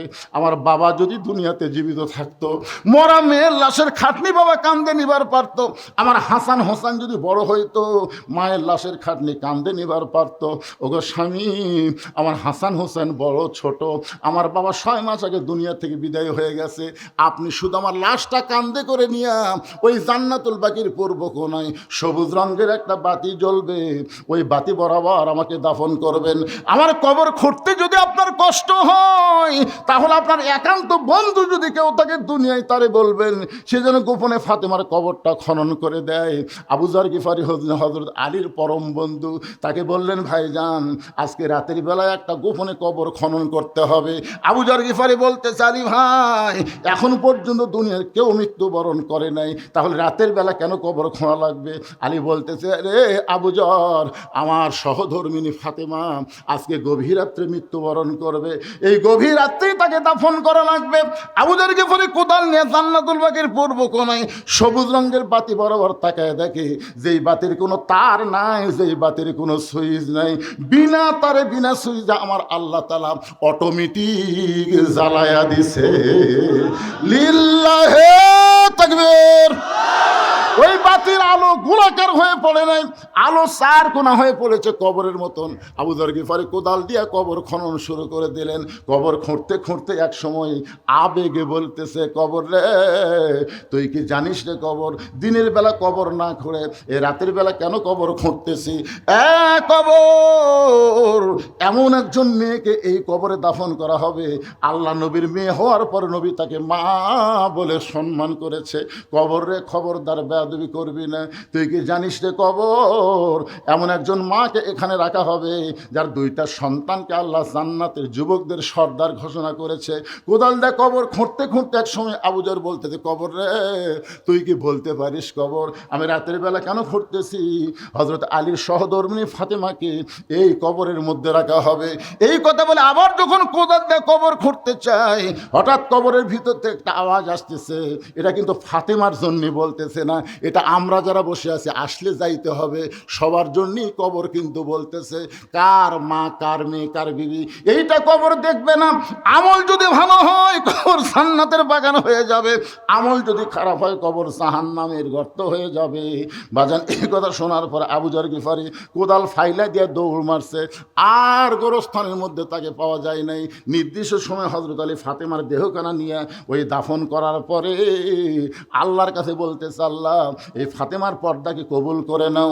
হঠাৎ হযরত আলী দেখতে পায় কয়েকটা পুরাতন কবর। এখনই ফাতেমার কবর দিল, সেই নতুন কবর নাই। চিল্লায় বলে, ফাতেমার কবর, ফাতেমার কবর। কে যেন বলে, আলী রে ফাতেমা পর্দানিশী, আল্লাহ তার কবরটাকেও পর্দা করে জোহরা ডিগ্রি তাকে দান করেছে। হযরত আলী বাড়ির মধ্যে এসে দেখে হাসান হোসেন দুই ভাই ঘুম পাড়তেছে। ফজরের নামাজ পড়তে গেলেন মসজিদ নববীতে। হযরত আলীর সঙ্গে যেই সাহাবী সব সময় নামাজ পড়ে তার নাম হলো আবু যর গিফারি, কিন্তু মসজিদের মধ্যে গিয়ে দেখে আবু যর গিফারি নাই। মনে মনে চিন্তা করতেছে, ফাতেমার কবর খুঁড়তে খুঁড়তে হয়তো ক্লান্ত হয়ে গেছে, আজকে ফজর হয়তো মসজিদের বারান্দায় আদায় করতেছে। তাড়াতাড়ি ফজরের নামাজ শেষ করে যখন মসজিদের বারান্দা যায়, আবু যর গিফারিকে দেখতে পায় না। পরদিন জোহরের সময় দেখে আবু যর গিফারি নাই, আসরের সময় দেখে আবু যর গিফারি নাই। একটা দিন চলে গেল, আবু যর গিফারি মদিনার মধ্যে দেখা যায় না। দ্বিতীয় দিন দেখলো আবু যর গিফারি নাই। এক সপ্তাহ দেখলো আবু যর গিফারি নাই। এক মাস দেখতেছে আবু যর গিফারি নাই। এক আধ বছর হয়ে গেল, এরপরও আবু যর গিফারিকে মদিনায় খুঁজে পাওয়া যায় না। প্রত্যেকটা সাহাবীর মনে চিন্তা, নবীর এত বড় সাহাবী আবু যর গিফারি গেল কোন জায়গায়? কয়েক বছর পর আবু যর গিফারি ফিরে আইছে মদিনায়। মদিনার বাচ্চারা পাগল পাগল বলে পাথরের টুকরা মারতেছে, আর আবু যর গিফারি সামনে সামনে দৌড়ায়। আলী চিন্তা করে, এই পাগল কে রে? মদিনার বাচ্চারা তাকে মারতেছে। এই বাচ্চারা মারিস না পাগলকে।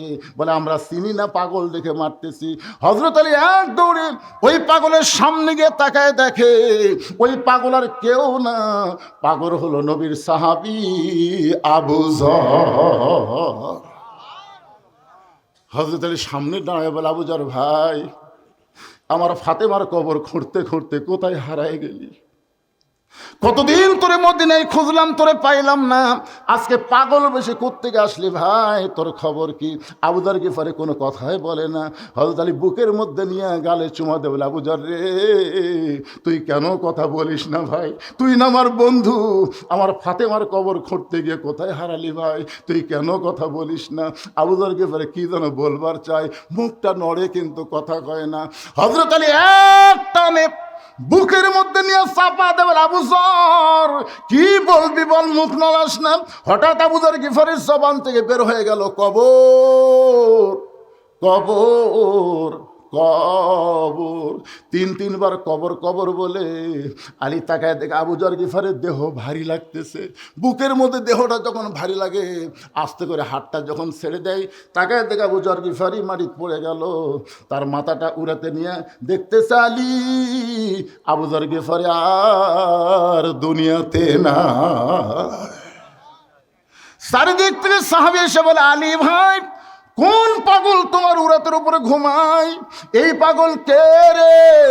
আলী বলতেছে, তোমরা চিনবা, একটু লক্ষ্য করে তাকায় দেখো, এটা পাগল না রে, এটা নবীর সাহাবী আবু যর গিফারি। সমস্ত সাহাবীরা বলে, আলী ভাই কয়েক বছর ধরে মদিনায় খুঁজে পাওয়া যায় না, আজকে পাইলা পাগল, ঘুম পাড়ে কেন? আলী বলে, ঘুমায় না রে, ঘুমায় না। তিনবার কবর কবর কবর বলে দুনিয়া থেকে বিদায় নিয়েছে। সমস্ত সাহাবীরা, আলী ভাই আমাদের সকলের সামনে কবর, এই কবর কেমন হবে, এই কবর কি হবে? আজকে যারা আমরা এখানে বসে আছি ভাইজান, এখনই মরার সঙ্গে সঙ্গে 3 তলা 4 তলা বাড়ি আর দেখা যাবে না ভাই। বারবার তাকায় দেখি, কি দেখতেছেন? বলে 5 তলার ভিত দিছি, 3 তলা রড ভর করে রাখছি, হুজুর দোয়া করবেন 5 তলা যেন কমপ্লিট করবার পারি। কিন্তু সেই বাড়ি ঠিকই থাকবে, অন্ধকার কবরে আমাদের সবার যাইতে হবে। এমন আযাব দিবে রে ভাই, কবরের ওই মাটিতে গলা ফেটে রক্ত ঝরবে, চিৎকারের ওই চোটেতে। চিন্তা করে দেখেন, এই গভীর রাত্রে আমরা জান্নাতের বাগানে যারা বসে আছি, এখান থেকে বাড়ি যাওয়ার গ্যারান্টি আমাদের নাই, কিন্তু সবার গ্যারান্টি কবরে যাওয়ার আছে। জোরে কোন ঠিক কিনা? এই জন্য কবরে যাওয়ার আগে আজকে এই নবীর এতিম মাদ্রাসায় আমি মাত্র 200টা কোরআন শরীফ, এতগুলো হাজার হাজার মানুষের মধ্যে মাত্র 200টা আল্লাহর কোরআন শরীফ চাই ভাই। একটা কোরআন শরীফ মাত্র 500 টাকা। যাদের বাপ মা দুনিয়া থেকে কবরে চলে গেছে, ওই বাপ মার কবরকে জান্নাত বানানোর জন্যে আজকে হাফিজি মাদ্রাসা, এই কওমি মাদ্রাসা একটা কোরআন শরীফ দান করবেন। এখানে প্রায় 275 জন ছাত্র আছে ভাইজান, তাদের হাতে একটা করে কোরআন শরীফ দেওয়া লাগবে। কোন আল্লাহর বান্দা পারেন 500 টাকা দেওয়া মানে একটা কোরআন শরীফ নবীর মাদ্রাসায় দান করার সময় যাদের বাপ মা কবরে গেছে, বাপ মা রুহের মাগফিরাতে সর্বপ্রথম যেই ব্যক্তি একটা 500 টাকা দিবেন, একটা কোরআন দানের সব আল্লাহ তার বাপ মার কবরে দিবে। কত টাকা কত হালে কত দিকে চলে যায়। একজনকে সিয়াল না সামনে যাওয়া লাগবে, আর হাতও পাওয়া কঠিন তো এখান থেকে। আল্লাহ তোমার একজন বান্দা সর্বোত্তম কোরআন শরীফ বাবদ 500 টাকা দান করছে। আর একজন আল্লাহর বান্দা দেখেন, 2 জনই যুবক, একটা বুড়া পর্যন্ত উঠতেছে না। কেন? বাপ মা আগে মরছে থেকে মনে নাই। এই বাপ মায়ের কথা বলছি, পৃথিবীর শ্রেষ্ঠ দান নবীর মাদ্রাসায় একটা কোরআন। কোরআনের চাইতে বড় দান তো কিছু না। আমি তুই আমুয়া দান চাই না, একটা কোরআন শরীফ চাইছি ভাই। 500 টাকা দিলে একটা কোরআন দানের সওয়াব আল্লাহ আপনাদের আমল নামায় দিবে। টাকা চাইলে যান, উঠে যান না, প্যারালাইসিস হয়ে কিন্তু পড়ে থাকবেন। যাবেন কেন? এতক্ষণ ওয়াজ করছি, একটা লোক লড়ে না চড়ে না, বোঝা যায় না। টাকা চাইলে লাভ ধরতেছেন কেন? বসে থাকেন, বাকি ওয়াজ করবো তো আপনাদের নিয়ে। উলিদ বিন মুগিরা মায়ের কাছে গেছে, মনে আছে আপনাদের? মনে আছে? এর খবর কি বোঝা লাগবে না?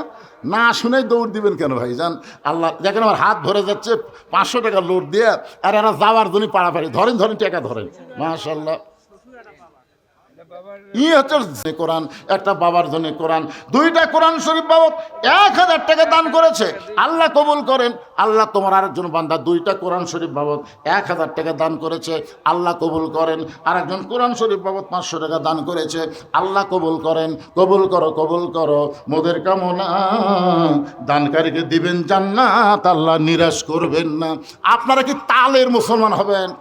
টাকা না দিলে বসে থাকেন। 500 টাকা যদি না থাকে 10 টাকা দিবার পারবেন না? এই 10-20 টাকা দিবার পারবেন আপনারা? এই মাদ্রাসার বাচ্চারা ব্যাগ নিয়ে যাবে, রুমাল নিয়ে যাবে। যিনি যা পারেন আল্লাহর কোরআনকে মহব্বত করে জীবনের শেষ দান মনে করে দিবেন। মনে করেন না যে বেঁচে থাকবো বহুদিন, না রে ভাই। আজকের মাহফিল শেষ হতে পারে, আজকের মোনাজাত শেষ মোনাজাত হতে পারে।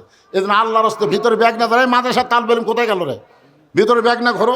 আল্লাহ তোমার একজন বান্দা কোরআন শরীফ বাবদ 500 কিসের শেষ করলো রে বারে? যাক না কেন? আপনি কোন ধানের ঠিপের মধ্যে সবই ধান? আচ্ছা, আপনার কোন ধানের ঠিপের মধ্যে সবই ধান? মনে হচ্ছে বিশাল ঠিপ, সব ধান। ফ্যান দিয়ে বাতাস দেন, ফ্যানের বাতাস দিয়ে দেখেন তো চিটা পাতান কি থাকবি না উড়ে দেবি? তো আদায় মানে ফ্যানের বাতাস, পাগলা। চিটা পাতানো গেলে ওয়াজ করে কি হবে? যাক, চিটা পাতানো চলে যাক, অসুবিধা কি? আপনারা দেখেন তো টাকার ঠিপ কি কম হচ্ছে? এলো সব 500 টাকা লোক, দেখে পাচ্ছেন আপনারা? টাকার ঠিপ হয়ে যাচ্ছে। আপনার বসে থাকে কি দেখতেছেন? আল্লাহর একজন বান্দা 500 টাকা, আর একজন কোরআন শরীফ বাবদ 500 টাকা, আর একজন আল্লাহর বান্দা 4টা কোরআন শরীফ বাবদ 2000 টাকা। আবার কি দিছে রে? চশমা ছাড়া তো কাম হচ্ছে না। 2000 টাকা 4টা কোরআন শরীফ বাবদ মুসাম্মদ জলি আক্তার একজন মা ফার্স্ট হয়ে গেল।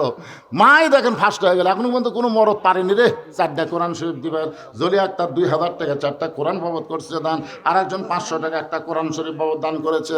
আল্লাহ দানকে কবুল করেন, আল্লাহুম্মা আমিন। ওই যে কাগজ কলম নিয়ে গেছে, কেউ যদি বাকিতে লিখে দেন ওখানে লিখে দেন, আলু দেন, ধান দেন। আলুর এবার যে দাম, আগামীতে দাম হবে ইনশাল্লাহ। দেন। আর সাদাকাতু তারুদ্দুল বালা, দান সদকা করলে আল্লাহ বালা মুসিবত দূর করে দেয়।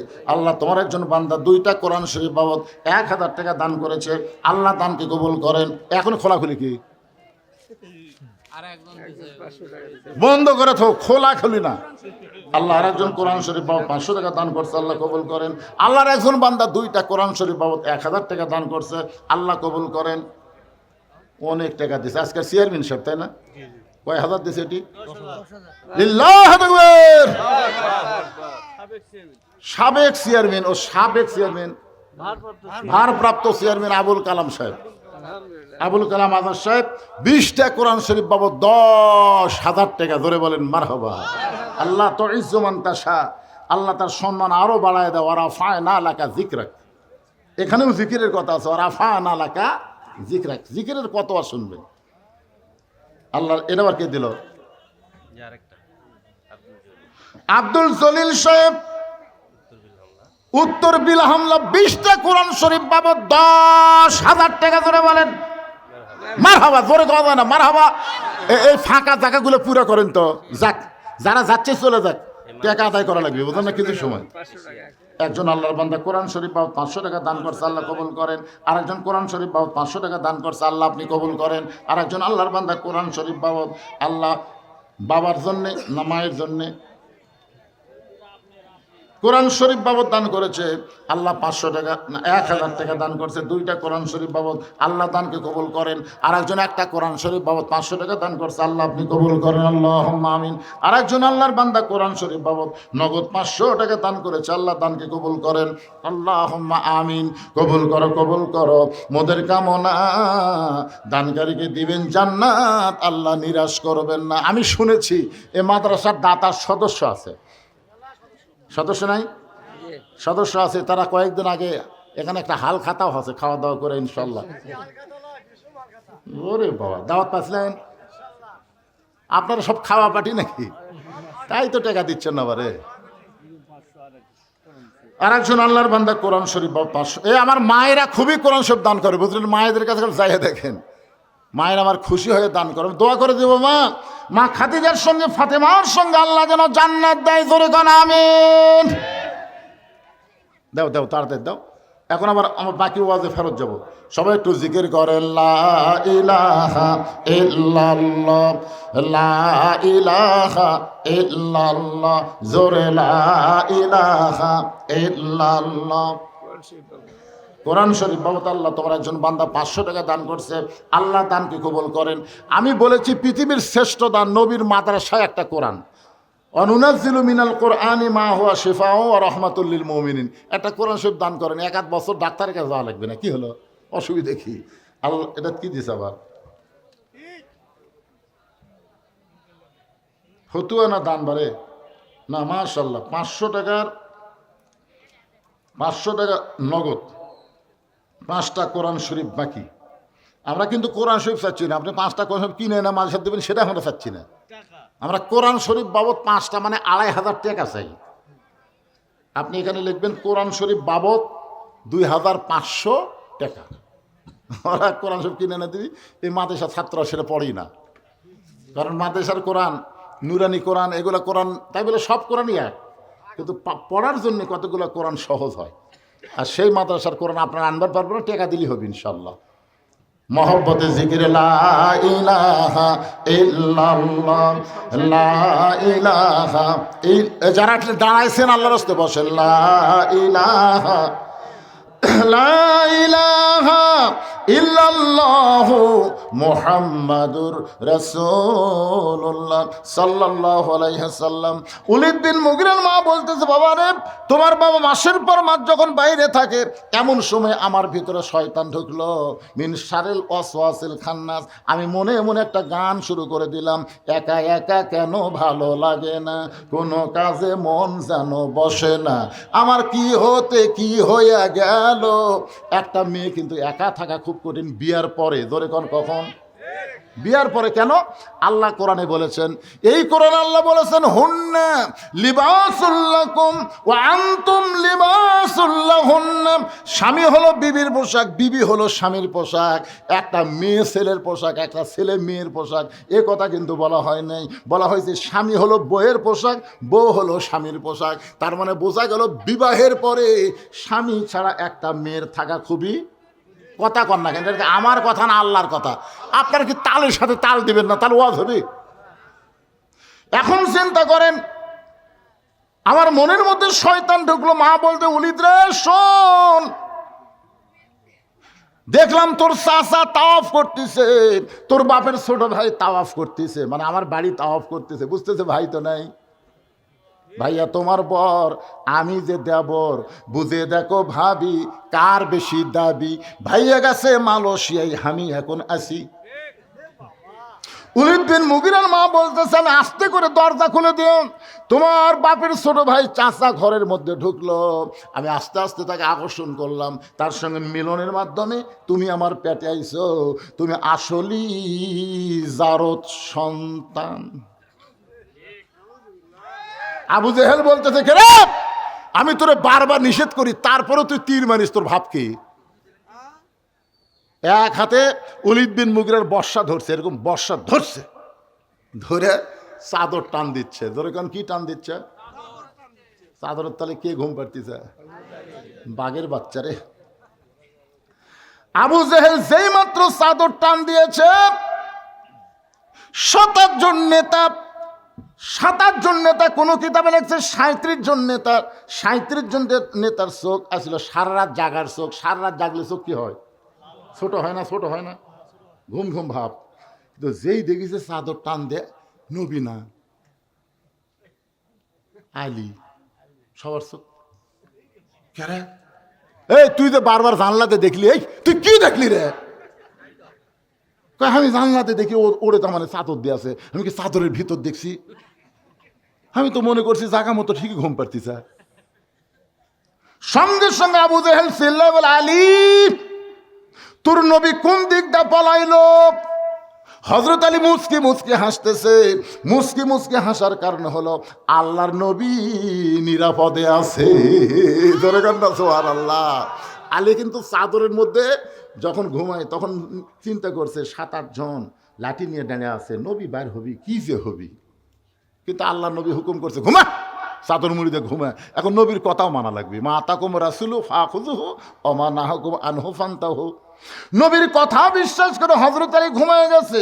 যেই মাত্র আবু জেহেল বলতেছে তোর নবী কোন দিকটা পলাইলো, তখন আলী মুচকি মুচকি হাসার কারণ হলো দুইটা। ১ নম্বর কারণ হলো নবী নিরাপদে আছে, ধরবার পারে। আর হাসার ২ নম্বর কারণ হলো মুখ খুলে বলতেছে, ও নেতারা, ও নেতারা, আপনারা চেতন থাকলেন আর আমি ঘুম পারলাম, তাহলে নবী কোন দিক দিয়ে গেল এটা কে জানবি? এমন কথা হযরত আলী বলেছে। আবু জেহেলের মুগত পড়ছে ছাই। মুগত পড়ছে কি? মুগত যে ছাই পড়ছে, তখন বলতে যাই, তো যাই, তাড়াতাড়ি গোটা মক্কা অ্যাটাক করা লাগবে। আমার বিশ্বাস এখন পর্যন্ত মক্কা ছাড়ে নাই, যে কোনো পাহাড়ের গুহায় আশ্রয় নিয়েছে। দেখছেন আবু জেহেলের বুদ্ধি? দেখছেন? আলী চিন্তা করলো, এই মুহূর্তেই যদি এরা যায়, আমার নবী তো কদ্দুর গেছে, এরকম ৮ কান লাগবে। সুবহানাল্লাহ। যে এরা বলতেছে যাই, সঙ্গে সঙ্গে হযরত আলী এভাবে বুড়ে আঙ্গুল। আবু জেহেল বলে, আলী কি দেখাস? আবু সুফিয়ান বলে, নেতা এমনি তো ঘুম পাড়ে, পলানোর সুযোগ করে দিছে, আবার বুড়ে আঙ্গুল ঘুরাচ্ছে, এক সাইজ করা হোক। আলী বলতেছে, আয়, আমি তো এটাই চাচ্ছি রে পাগলা, আয়। আয়, কারণ আল্লাহ নবী যদি আমাকে বলতো আলী 27টা সারপোকা বাহিরে লাঠি লিয়ে দাঁড়িয়ে আছে, তুই যা, আল্লাহর শপথ করে বলতেছি তোর একজনও বাঁচবি না, একজনও না। কিন্তু আল্লাহ নবী আমার ঘুম পাড়বার কথা রে, এই জন্য ঘুম পাড়া শরীর সাইজ হতে। আয়, আবু জেহেল বলতেছে দরকার নেই, কারণ আবু জেহেল কিন্তু সবই জানে, বুঝলেন? আবু জেহেল কিন্তু সবই জানে, কিন্তু মানে না। আমি কিন্তু সবই জানে। আল্লাহ নবী যে আসল নবী এটা আবু জেহেল জানে। এটা জানিছে কবে? লাইলাতুল মেরাজে নবী যখন মক্কা থেকে আল্লাহর আরশ থেকে মক্কাতে আসলেন, প্রথম দেখা হয়েছিল আবু জেহেলের সাথে। যখন নবী কইল বাইতুল মুকাদ্দাসে নামাজ পড়ে আল্লাহর আরশে গেছিলাম, সেখান থেকে 5 ওয়াক্ত নামাজ নিয়ে আসলাম। এটা কিন্তু আবু জেহেল জানে। কিন্তু এই কথা যদি মক্কার লোকেরা বিশ্বাস করে, আমার নেতাগিরি থাকবি না তো। ওই গ্রুপ নিয়ে নবীর কাছে আইসে এসে বলতেছে আবু সুফিয়ান, ও মুসলমানের নবী, তুমি যা কও মুসলমান তাই বিশ্বাস করে। আল্লাহ রাসূল বলতেছে আমি কি বলছি? বলছে তুমি বলছো বাইতুল মুকাদ্দাসে 2 রাকাত নামাজ পড়াছা, সে থেকে রাতে রাতে আল্লাহর কাছে গেছে, সেখান থেকে আল্লাহ তোমাকে 5 ওয়াক্ত নামাজ দিল, তুমি ফেরত হইয়া আমাকে নেতার সাথে এই গাঁজাখুরি গল্প করলে। আল্লাহ রাসূল বলে আমি যা বলেছি সত্যিই বলেছি। আবু বকর, উমর, ওসমান সবাই বলে নবী যা বলেছে সাদ্দাকতা ইয়া রাসূলুল্লাহ, এক বিন্দু মিথ্যা নয়। জোরে কর সুবহানাল্লাহ। আবু সুফিয়ান বলতেছে নবী যা বলবে তোমরা তো তাই মানবে, কিন্তু আমাকে একটা প্রশ্ন আছে। আল্লাহ রাসূল বলে কি প্রশ্ন? বলে প্রশ্ন হলো আমাদের নেতা আবু জেহেল 2 বার বাইতুল মুকাদ্দাসে গেছে, 2 বার, যেখানে যাইতে লাগে 30 দিন, আসতে লাগে 30 দিন, আর তুমি কইলা আজকে রাত্রেবেলা নাকি সেই বাইতুল মুকাদ্দাসে 2 রাকাত নামাজ পড়ালা। আমাদের প্রশ্ন হলো, আমাদের নেতার প্রশ্ন হলো বাইতুল মুকাদ্দাসের দরজা জানলা কয়টা? খালি দরজা জানলার হিসাব দিবে, আমরা এখান থেকে চলে যাব। আবু বকর বলে রাসূলুল্লাহ, এরা দরজা জানলার খবর জানতে চায়, আপনি কি দিবার পারবেন? রাসূল বলে আবু বকর, আমি শুধু বাইতুল মুকাদ্দাসের মধ্যে ইমামতি করেছি, দরজা জানলা তো গুনবার যাই নাই। আপনাকে এই বিল হামলা মসজিদ আছে না নাই? এখানে বুড়িগঞ্জ মসজিদ আছে না নাই? তা আপনি মসজিদে জোহর নামাজ পড়লেন, এক লোক বলতে ভাই সত্যি কি নামাজ পড়ছেন?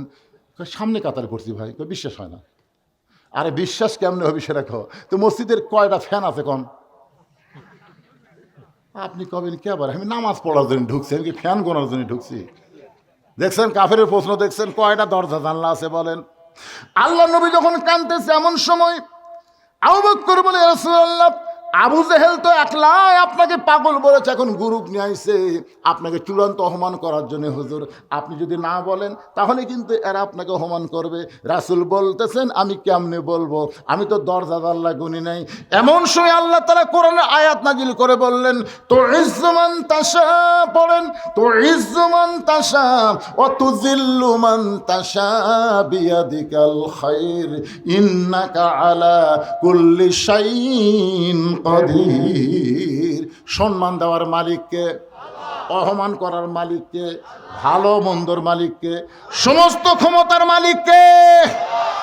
ফেরেশতা জিবরাইল এসে বলতেছে ইয়া রাসূলুল্লাহ, আপনি জানেন আল্লাহর আরশে যাওয়ার কারণে আপনার ডিগ্রি হলো আরাফানা লাকা যিকরাক, আর আপনাকে অপমান করবি। নবী বলতেছে আমি তো দরজা জানালার খবর জানতে না জিবরাইল। জিবরাইল বলতেছে আপনি জানা লাগবে কেন? গোটা বাইতুল মুকাদ্দাস আপনার সামনে হাজির করতেছি, আপনার সামনে খালি ঘুরানো হবে, আপনি খালি দেখে দেখে বলে দিবেন, তা পারবেন না। ফেরেশতা জিবরাইল বাইতুল মুকাদ্দাস নবীর সামনে হাজির করলেন। আল্লাহ নবী দরজা জানলা দেখে যখন গুনে গুনে বলে দিলেন, আবু জেহেল বলতে চলো যাই, আবু জেহেল বলতে চলো যাই। আবু সুফিয়ান বলে চলে যাওয়ার কথা তো না, অপমান করার কথা। আবু জেহেল বলতে যাই পাগলা, আমি যা বলি তাই শুনছ, যাই, খামাখা গন্ডগোল করে লাভ কি? সব নেতারা চলে গেছে, চামচারা চলে গেছে, কিন্তু আবু সুফিয়ান আর যায় না, খালি পাশে পথে ঘরে। আবু জেহেল বলে কি জানিস? এই যে আপনি চলো যাই বললেন, এটা তো বুঝলাম না। বলে এটা বুঝবার গেলে ঘরের মধ্যে চল। ঘরের মধ্যে যায় দরজা জানলা বন্ধ করে বলতেছে পাগলা, এই চলো যাই মানে হলো আল্লাহর শপথ করে বলতেছি আব্দুল্লাহর এতিম পোলা হচ্ছে আল্লাহর নবী। তা আবু সুফিয়ান বলতেছে নবী যদি হয় তাহলে ঘরের মধ্যে কেন, বেড়াতে মিছিল করি? আবু জেহেল বলতেছে জানি ঠিকই মানি না, জানি ঠিকই মানি না। আজকে বাংলাদেশ অনেক মুসলমান জানে আমাদের নবী শুধু নবী না, আমাদের নবী হলো বিশ্ব নেতা, কিন্তু জানি ঠিকই মানি না, মানার দল করি না। এই বাংলাদেশে যারা মানবার বলে তাদেরকে দুই চোখে দেখে পারি না। এরা তলে তলে হচ্ছে আবু জেহেলের লোক, জানি ঠিকই মানি না। আপনার বলেন তো, এই কোরআন কি পৃথিবীর শ্রেষ্ঠ কিতাব না দুর্বল কিতাব? এটা কি আপনারা জানেন? এজোর এখন জানেন তো, জানি ঠিকই না। না, কোরআন আছে যেখানে মানুষের তৈরি সংবিধান চলবে না সেখানে। জোরে কোন কথা কন না কেন? মানুষের তৈরি সংবিধানের মধ্যে ভুল আছে না নাই? আল্লাহর কোরআনের মধ্যে ভুল আছে? তাহলে সেই কোরআন থাকতে কে কি লেখা সংবিধান দিল? আর কতগুলো নেতা কয় পবিত্র সংবিধান, পবিত্র সংবিধান, সংবিধানের বাহিরে যাওয়া যাবে না। কতগুলো নেতা কয় না সংবিধানের বাহিরে যাওয়া যাবে না। কোরআনের বেড়া ঘুরতেছু, সেটার কথা নাই, সংবিধানের বাইরে যাওয়া যাবে না। আজ থেকে কোরআনের মাহফিল থেকে আমাদের জিকিরের আলোচনায় বলতে হবে আমরা কোনো মানুষের তৈরি সংবিধান মানব না, মানতে হবে আল্লাহর কোরআনের সংবিধান। জোরে কোন কথা ঠিক কি না? সব দেখা হলো শেষ। আগামীতে বাংলার জমিনে দেখতে চাই কোরআনের সংবিধানের বাংলাদেশ। কারা কারা চান আল্লাহকে একটু হাত দেখান তো দেখি। লিল্লাহে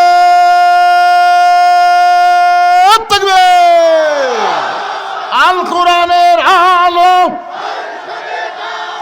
কোরআন হাদিস যেখানে, দুনিয়ার মুসলমান লিল্লাহে তাকবীর। মাশাআল্লাহ।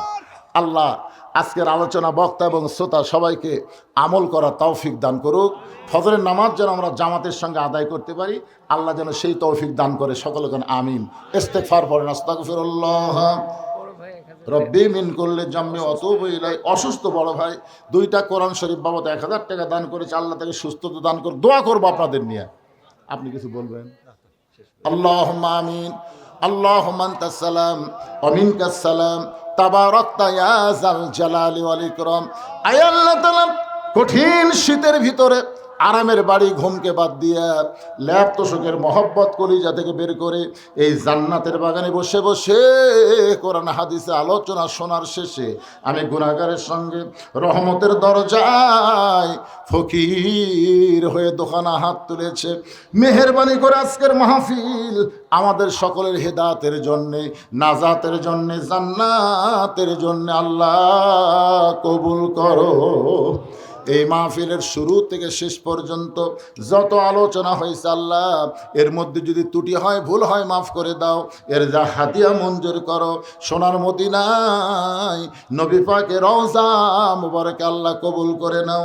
তামাম আম্বিয়া কেরাম, আসহাবে কেরাম, তাবিঈন কেরাম, তাবিঈন কেরাম, তামাম পৃথিবীর মাটির নিচে যত মুমিন মুমিনা আছে আল্লাহ সকলের আরওয়াহ পরে হাদিয়া কবুল করো। আল্লাহ যার নামে তমিজউদ্দিন মাদ্রাসা, আল্লাহ তার কবরকে জান্নাতের টুকরা বানায় দাও।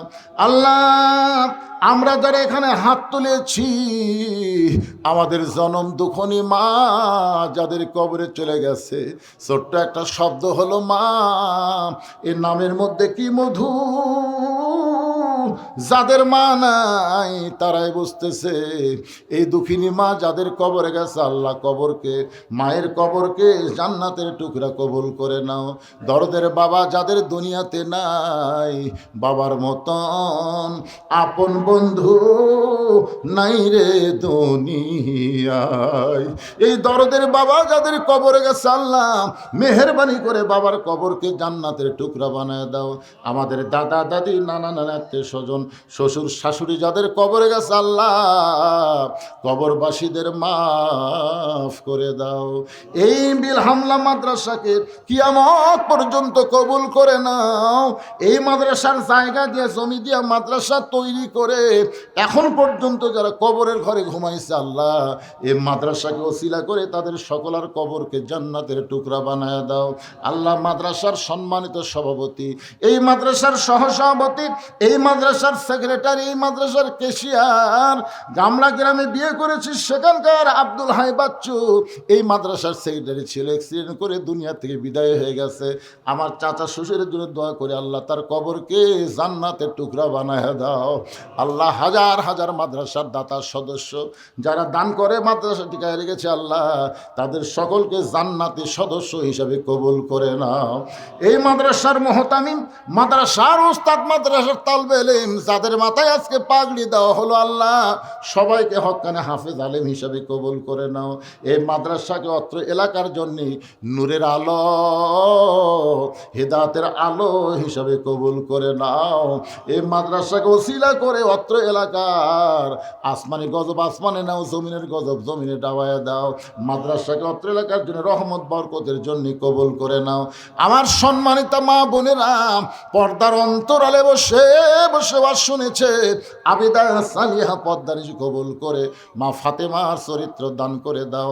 আল্লাহ গো, আজকের মাহফিলে আমার শ্বশুর সহ অনেক আপনজন আত্মীয় স্বজন যারা আমার সঙ্গে হাত তুলে আমিন আমিন করতেছে, মাওলা যার দুই হাত পছন্দ হয় সেই দুইটা হাতের ওসিলায় গোটা মাহফিলকে আল্লাহ তুমি কবুল করে নাও। একটা মিনিট কতজনকে কত কি দিলাম, যাবার কালে একজন আরো দেখা না পাইলাম। ও আমার সাদের মালা যাই রে ছিঁড়ে, রইব না আর বেশি দিন তোদের মাজারে। মিশে মায়ায় বন্দি থাইকা করলাম কত খেলা, পশ্চিমে তাকায়া দেখো তোমার ডুইবা গেছে বেলা। এক পলকের নাই ভরসা, মিশে সকল আশা, কখন বুঝি দারুণ ঝড়ে ভাঙবে তোমার বাসা। কত মানুষের জানাজার নামাজ আমরা পড়েছি, এই দুই হাত দিয়া কত কবরে আমরা মাটি দিয়েছি, এই দুই হাত দিয়া নিষ্ঠুর হয়ে কত লাশ অন্ধকার কবরে নামাইছে। মরে যাব আমরা, কেউ থাকবো না দুনিয়ায়। আল্লাহ যেদিন আমাদের মৃত্যু হবে, দিনটা যেন জুমার দিন হয়, মাসটা যেন রমজান মাস হয়। ইমানের সাথে ইজ্জতের সাথে এই দুনিয়া থেকে বিদায় নেওয়ার কালে আমাদের জবানে জারি করে দিও লা ইলাহা ইল্লাল্লাহু মুহাম্মাদুর রাসূলুল্লাহ সাল্লাল্লাহু আলাইহি সাল্লাম। আসসালামু আলাইকুম ওয়া রাহমাতুল্লাহি ওয়া বারাকাতুহু।